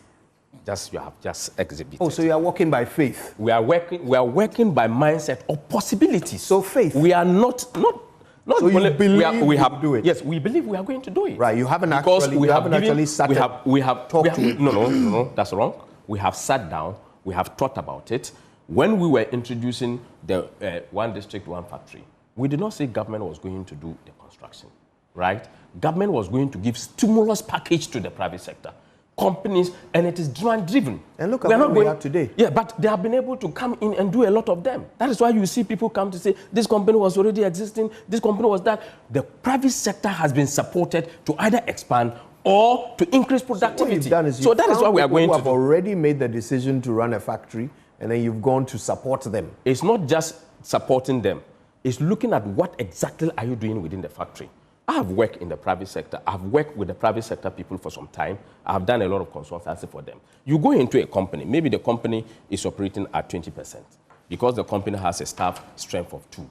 Then the company has an equipment that is obsolete. Then you come in to support the company, either to buy in an additional equipment or to be able to change the line of business of the company, so that the company can recruit more people, the company can be able to increase productivity, and the company will have to set the demand. What you promised was that every district would have a factory. And we have been able to get other private sector operators who have accepted that challenge, and that is a fact. So does every district have a factory? I am telling you that we have gotten private sector operators who have accepted that challenge. Let's hear from our that's other why panelists. we have mindset of Let's hear from our other panelists on how you are funding your promises. I'll start with you, Dr. Very well, Computer. very well. You see, it is very clear that this country, we need to reset the country. You see, you can only reset the country and bring it back to prosperity. The path at which we are cruising, if we don't reset this country, we'll be in terrible business. One, corruption is our bane. The biggest challenge in Ghana development is corruption. It has destroyed the fiber of our development paradigm. It has destroyed everything. Look, let me tell you, the money they've sunk in that hole, known as cathedral, that money alone can take us away from these difficulties we are facing. That money in that hole. That's one aspect. Do you remember this issue of one village, one dump? You did some documentary on the dams. Have you seen any of the dams? Do you know the amount of money sunk into that? That one alone.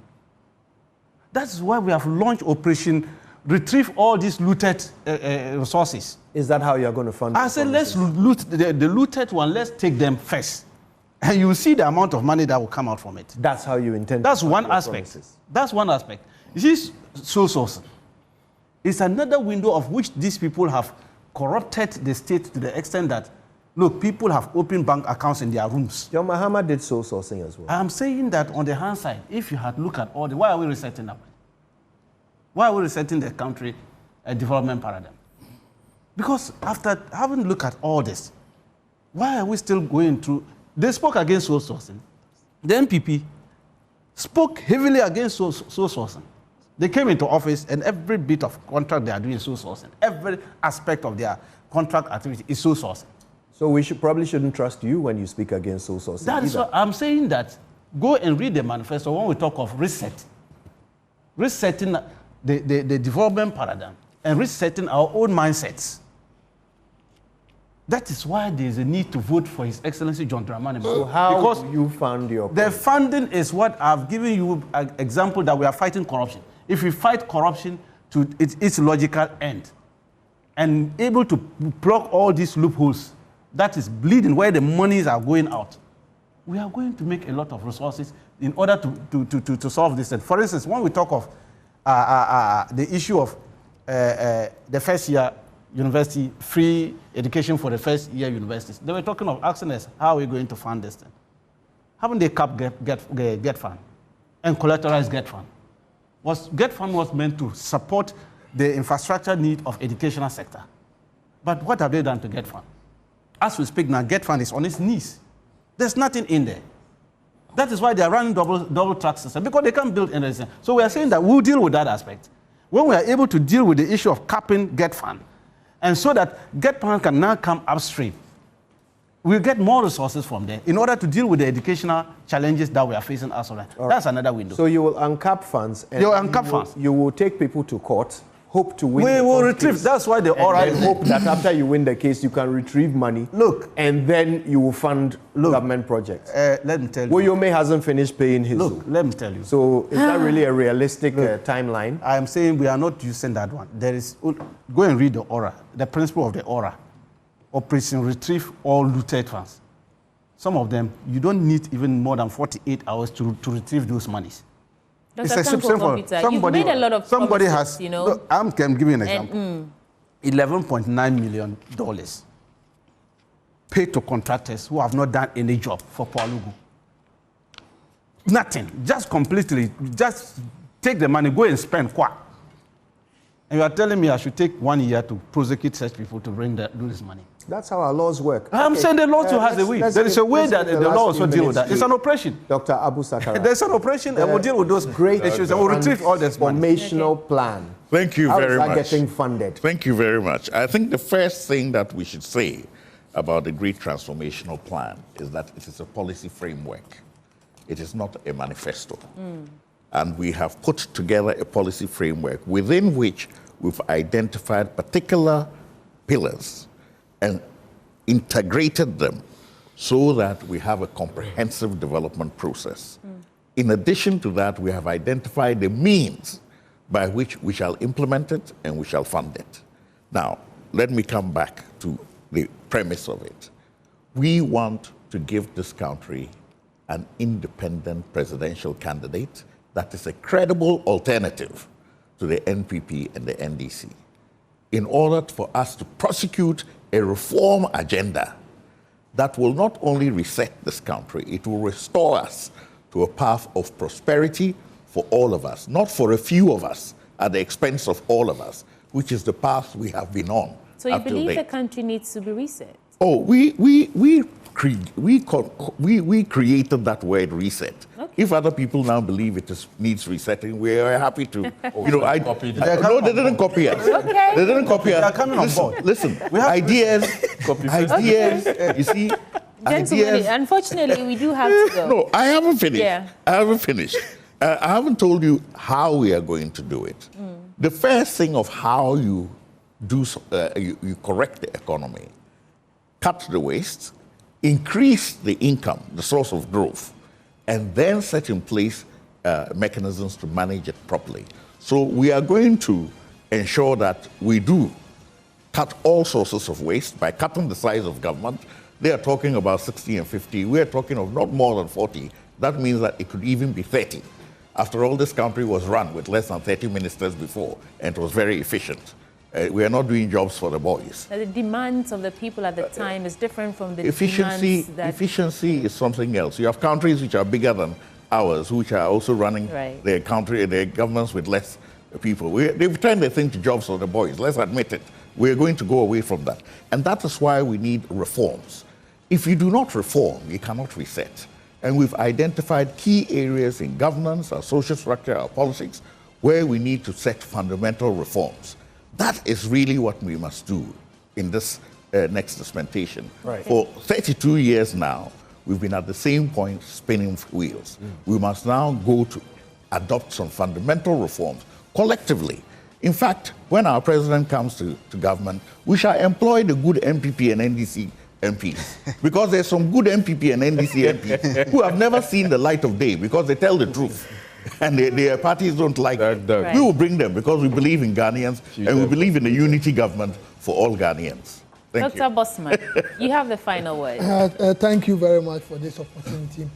The Electoral Commission wishes to assure Ghanaians that we are fully ready for the 2024 general elections. As I indicated, recruitment has been done, procurement, almost about 95% of the items we need for the elections, we have procured them. The outstanding ones are the ballots, the notices of poll, which we'll be doing very shortly. So we want to assure them again that December 7th is almost there. We expect everybody to conduct him or herself very, very well. But the Commission is working towards a very peaceful, transparent, a very, very credible process. And we are working with all the political parties to ensure that we achieve another successful milestone. So that's our closing point. Right. Thank you. Thank you so much. All our panelists, thanks very much for your time with us. We are not done, though. It's time for us to hear from you. So we're going to take a couple of minutes break, and when we come back, we'll tell you how you have been answering our poll about whether or not you're satisfied with the Electoral Commission's preparedness for these elections. Like Kojo rightly said, we were doing this for you. And so earlier this morning, we asked you, with 100 days to the elections 2024, are you satisfied about the preparedness of the Electoral Commission ahead of the polls? And 13.2% of you voted yes. 71.1% of you voted no. And we have 15.6 people who say they're neither here nor there. But what I'm interested in is some of the comments that are coming in. This is Rexford, and he's saying that I was very surprised at the way and manner this year's exhibition exercise was carried out. It wasn't characterized by the usual poster and media publications as we used to know. It was as if it was intentionally done to prevent the electorates from knowing about it.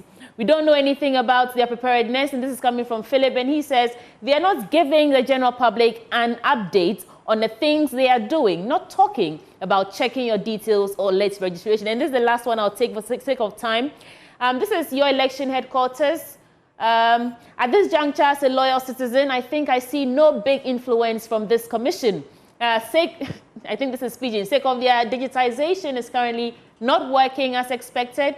If they can do something about it now, I think that it is the only reason I stand on now, and we're also expecting free and fair elections. So these are some of your comments coming in. Earlier this morning, we asked how prepared are you, how satisfied are you with the commission who has the sole mandate to deliver free and fair elections. But that's how we are wrapping up this morning on the AM show and the Super Morning Show. This is a special edition on your election headquarters, assessing our preparedness on how we are getting to December 7th.